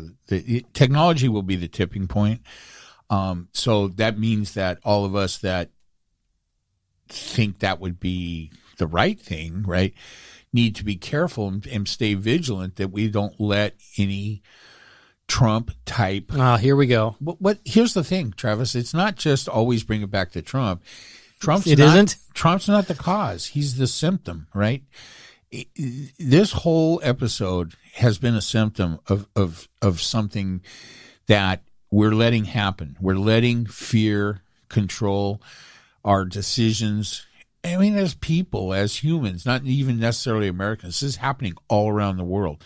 Not the least of which is what you're seeing right now. How do you think the people of Israel sat back and let their government kill 5 times the amount of people that this supposed dire adversary that can barely feed themselves is killing? How do you think that happens? Because they have been fed the fear from this very strongman type of leader, very much in the Trump vein. Again, Netanyahu, the asshole in Brazil, Trump. These are symptoms of something else that's going on, and it's fear. And so that's why we need to be careful, right? I mean, what do you think? I mean, were you not taken aback by the appetite for anti-scientific information over the last 5 years? I mean, we're at a point where anything that comes from the scientific community is now automatically suspect by this far-right fringe group, right? That's, and when I say technology is the thing that's going to be the tipping point for say this sea change in the way people look at religion. If we let those people control that and keep on promoting this anti-science thing, that's what they'll use, and they'll use our fear to suppress it. I mean, it's not impossible we go back into another dark age. So we just need to be careful, because these things are interconnected. Not in my lifetime, right? We're not gonna. But I can see where, you know, you've got the far right religious hooked up with these Trumpsters and all this, and this attack on science throughout this pandemic. Hey, was some of it not everything they said it was, or whatever? You know, maybe. But let me just comment on that, because that, what surprised me, not the anti-science people, it was the argument, right? We played a clip of Trump visiting California sometime last year during wildfires, and then he made some comment to the governor about, you know, that breaking the forest. Well, remember he said something like, you know, science isn't sure what it isn't sure about, or he made some. It was funny. He was so stupid, though. It was so stupid, and the attack on science throughout the course of the Trump administration was one of the more amazing things to me. Yeah, but I think on that, again, what I saw it for what it was, and maybe, you know, I like to think that there's more people that think like me, but what I saw was I didn't necessarily believe they were anti-science. They were anti the repercussions that they thought were coming from climate change regulation and laws, right? Going back to Trump's big example about bringing back the coal jobs, or you know, keeping, you know, how is that not anti-science? What I mean is, again, I never really believe. I choose to believe that there's not large swaths of people in this country that don't believe in the science. They just don't want the science to be true because they don't like the result of what's going to come from the regulation side of it. That's just, maybe I could be wrong, but that's how I see it.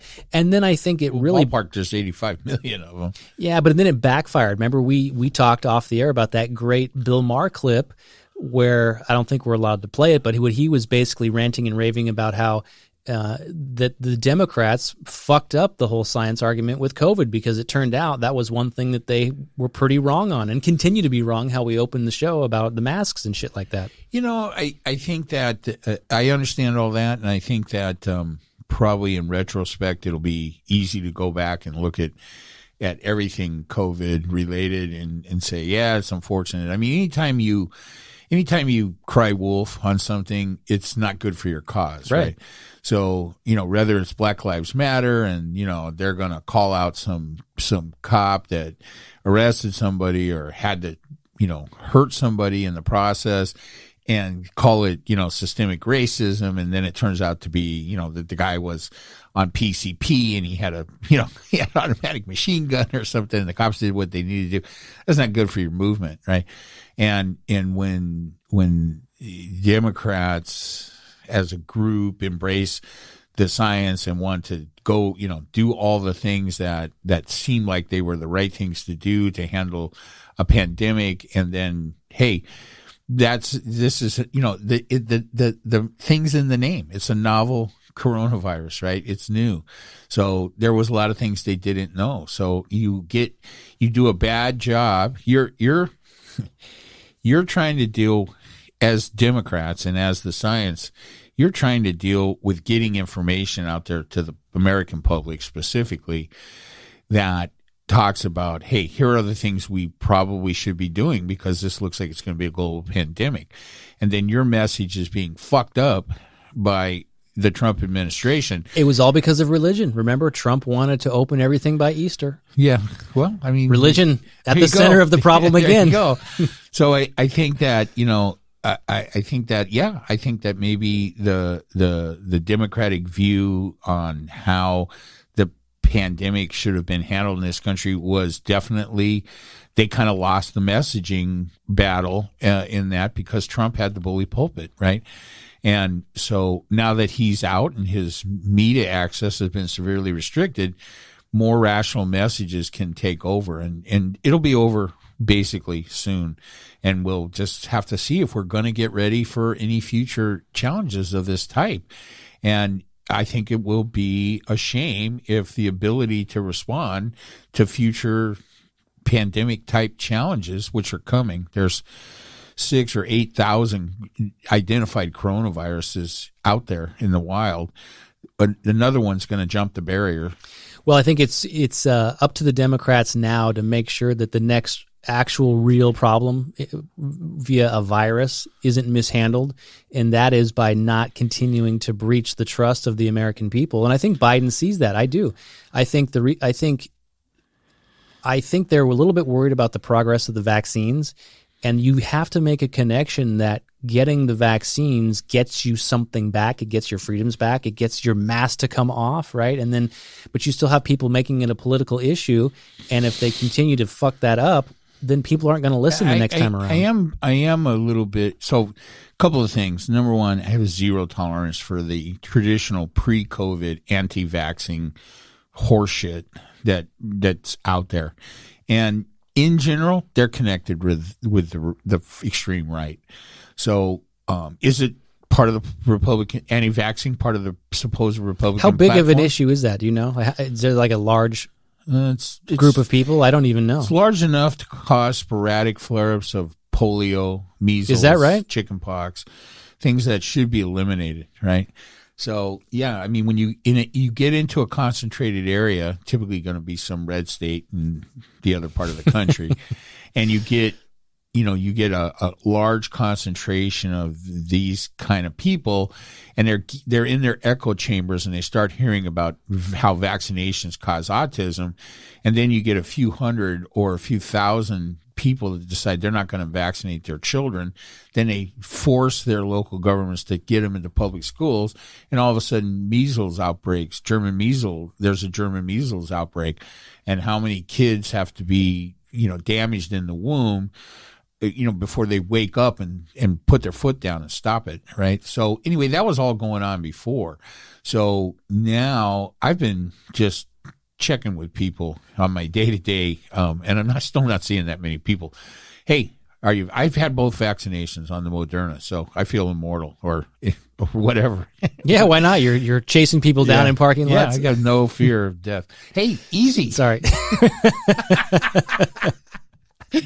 That's my fault. So so I'm asking people and I see a wide variety of answers to this, right? Yeah. No, I don't know. I'm not sure, blah, blah, blah.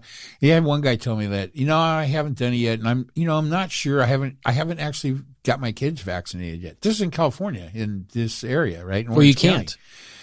No, not with the regular vaccinations to go to school. He has young children that are just preschool age, and he hasn't gotten them vaccinated.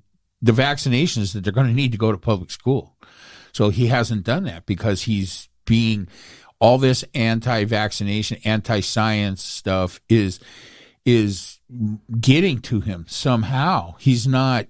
I don't think he's part of the Trump situation, right? But there are, what's the right word? Collateral damage that's coming from all this, right? So yeah, there's a lot of vaccine hesitancy. I mean, COVID-19 vaccination is the way out of this mess in the short term. Right. And so are we going to just miss, the herd immunity? No, we're already there. Come on. Well, I don't know. There's only 130 out of 350 million people, 130 million people vaccinated with at least one shot. There's and then there's some of those people have, 2 shots.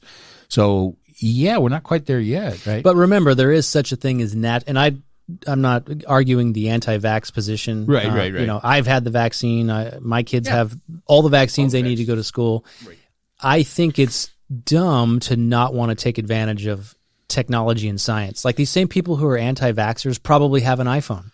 Why do you have an iPhone instead of a flip phone or no phone, a fucking carrier pigeon? Yeah. Because you like the opportunities that the technology affords you. So I just don't think if you apply the same thinking to vaccines that, unless it's some religious thing, I don't get it. But I understand early on. Well, it's conspiracy, right? It's the deep state. It's vaccines or some way that should be the least of people's that aren't problems. Aligned with you are trying to control you. And there is an element of that. I get get all that. I mean, there's an element of maybe my Wi-Fi has been coming in a lot better since I got the second shot. Right? Yeah, it's faster. That's all I get. I took a speed test on my phone. It was 120. So I just think. I don't know how. My gut feeling is that doesn't represent a large portion of the population. And if so, I have 2 words for you. Dangerous portion. Firing squad. That's how you solve that problem. Always Travis with the common sense answer. One of our longtime listeners sent me a text while he was listening to one of the episodes saying he was being drowned in common sense. Right. So I'm sure that kind of comment right there is what he was talking about. Well, I haven't worked this in yet today. Solutionaries. That's right. Common sense. We're finding solutions to these problems. The vaccine is out there. All the bullshit. I mean, I get so passionately pissed off about the COVID stuff because, again, this disaster was man-made.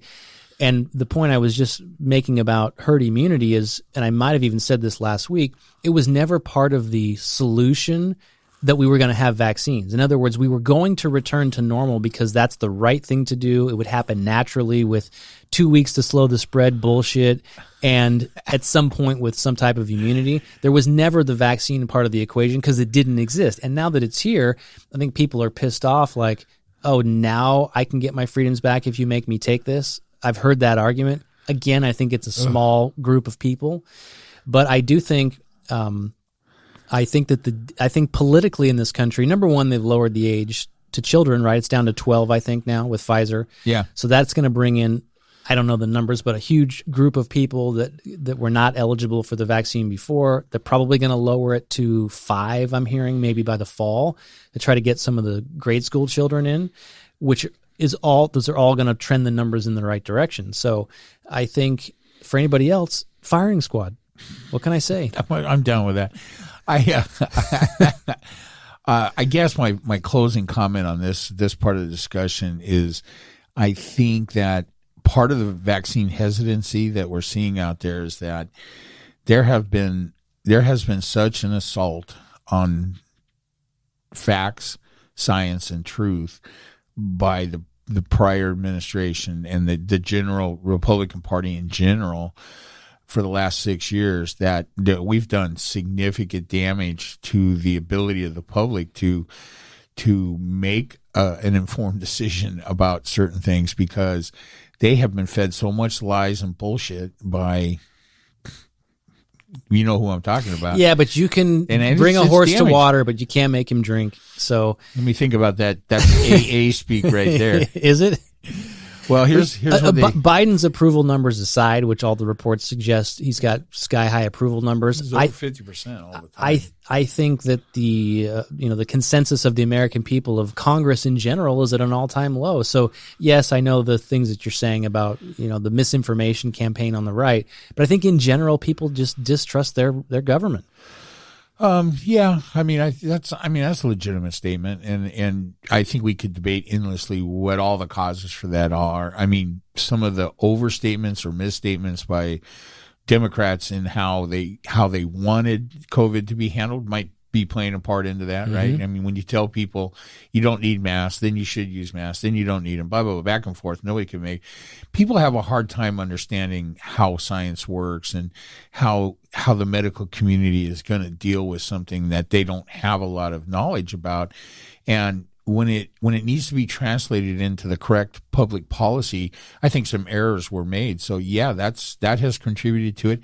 The outright 10,000, 20,000, whatever the fuck the number was up to by the time Trump got blown out of office, 20,000, 40,000 verified factual lies that he told. There's damage. I mean, that's doing damage. And our democracy needs to be able to agree on a few things. Like we touched on this earlier, right? And so all this does tie back to the concept that when we have an election, whoever loses that election needs to accept the defeat and get ready to try to win the next one. And that's the end of the line, not endless nonsense. But I would push back on that statement you just made about the damage with all the endless lies, because and you and I have talked about this. This should be good. I want to see how you do this. Yeah, because you and I have had this discussion that there just seems to be an overwhelming sense of calmness since Trump has been gone, both a relief from the American people and kind of a back to business attitude within government. Again, I certainly don't agree with a lot of the policy, but the point is, I don't see that there's some tremendous damage that's been done. The way I see it is all of the things, take it for what it's worth, that you just said that happened during the Trump years. I look at it like, hey, that storm blew through. Well, I hope so. I think that the vaccine hesitancy is one of the ways that has manifested itself, and I think that we'll see others, right? And let's hope that I'm wrong, right? That it is much more, that the effect of that has been more minimal than I'm afraid it might be. Many parts of our democracy do not work without the willingness of one side to accept the other side, and in things like elections. And if we have fundamentally damaged the ability of one party to accept that the other party won an election, we're done. Right? I don't think we've fundamentally accepted that. Certainly there's a movement going on there. We've spent a lot of time talking about it, but I don't think that's an accepted reality. Well, I think good. Let's hope not. I mean, I want you to be right about this, right? And so I just think it's something we need to be careful about, right? I mean, because when technology does prove that there's no God, what happens to technology, right? Does it win out? Do people see it and go, oh my God, that's proof? Or do we destroy technology? Well, what's going to happen is we're going to get a small moment where we peel back the curtain and we see that God is not real, and then the lights go out. And that's it. And we're done so. And then we know we were wrong. We're like, God damn it. Well, I mean, I don't think there are no bigger questions than that we could deal with today. So, well, have we had enough, my friend? Yeah, it was good. I feel much better. You know, it is cathartic for me to have these discussions, and I feel like I might get home without a road rage. Well, like I said, if we need to up your dose and have 2 podcasts a week, we can do that. And my mind immediately turned to talking to my doctor about upping my dose. I see what you're saying. If anybody does want to complain to Mike or myself, you can reach us by email at info@couchfuneral.com. Find us on Instagram, Twitter, Couch Funeral. It's all Couch Funeral, baby. All the time. All right. That's it. All right. See you, everybody. All right. Bye.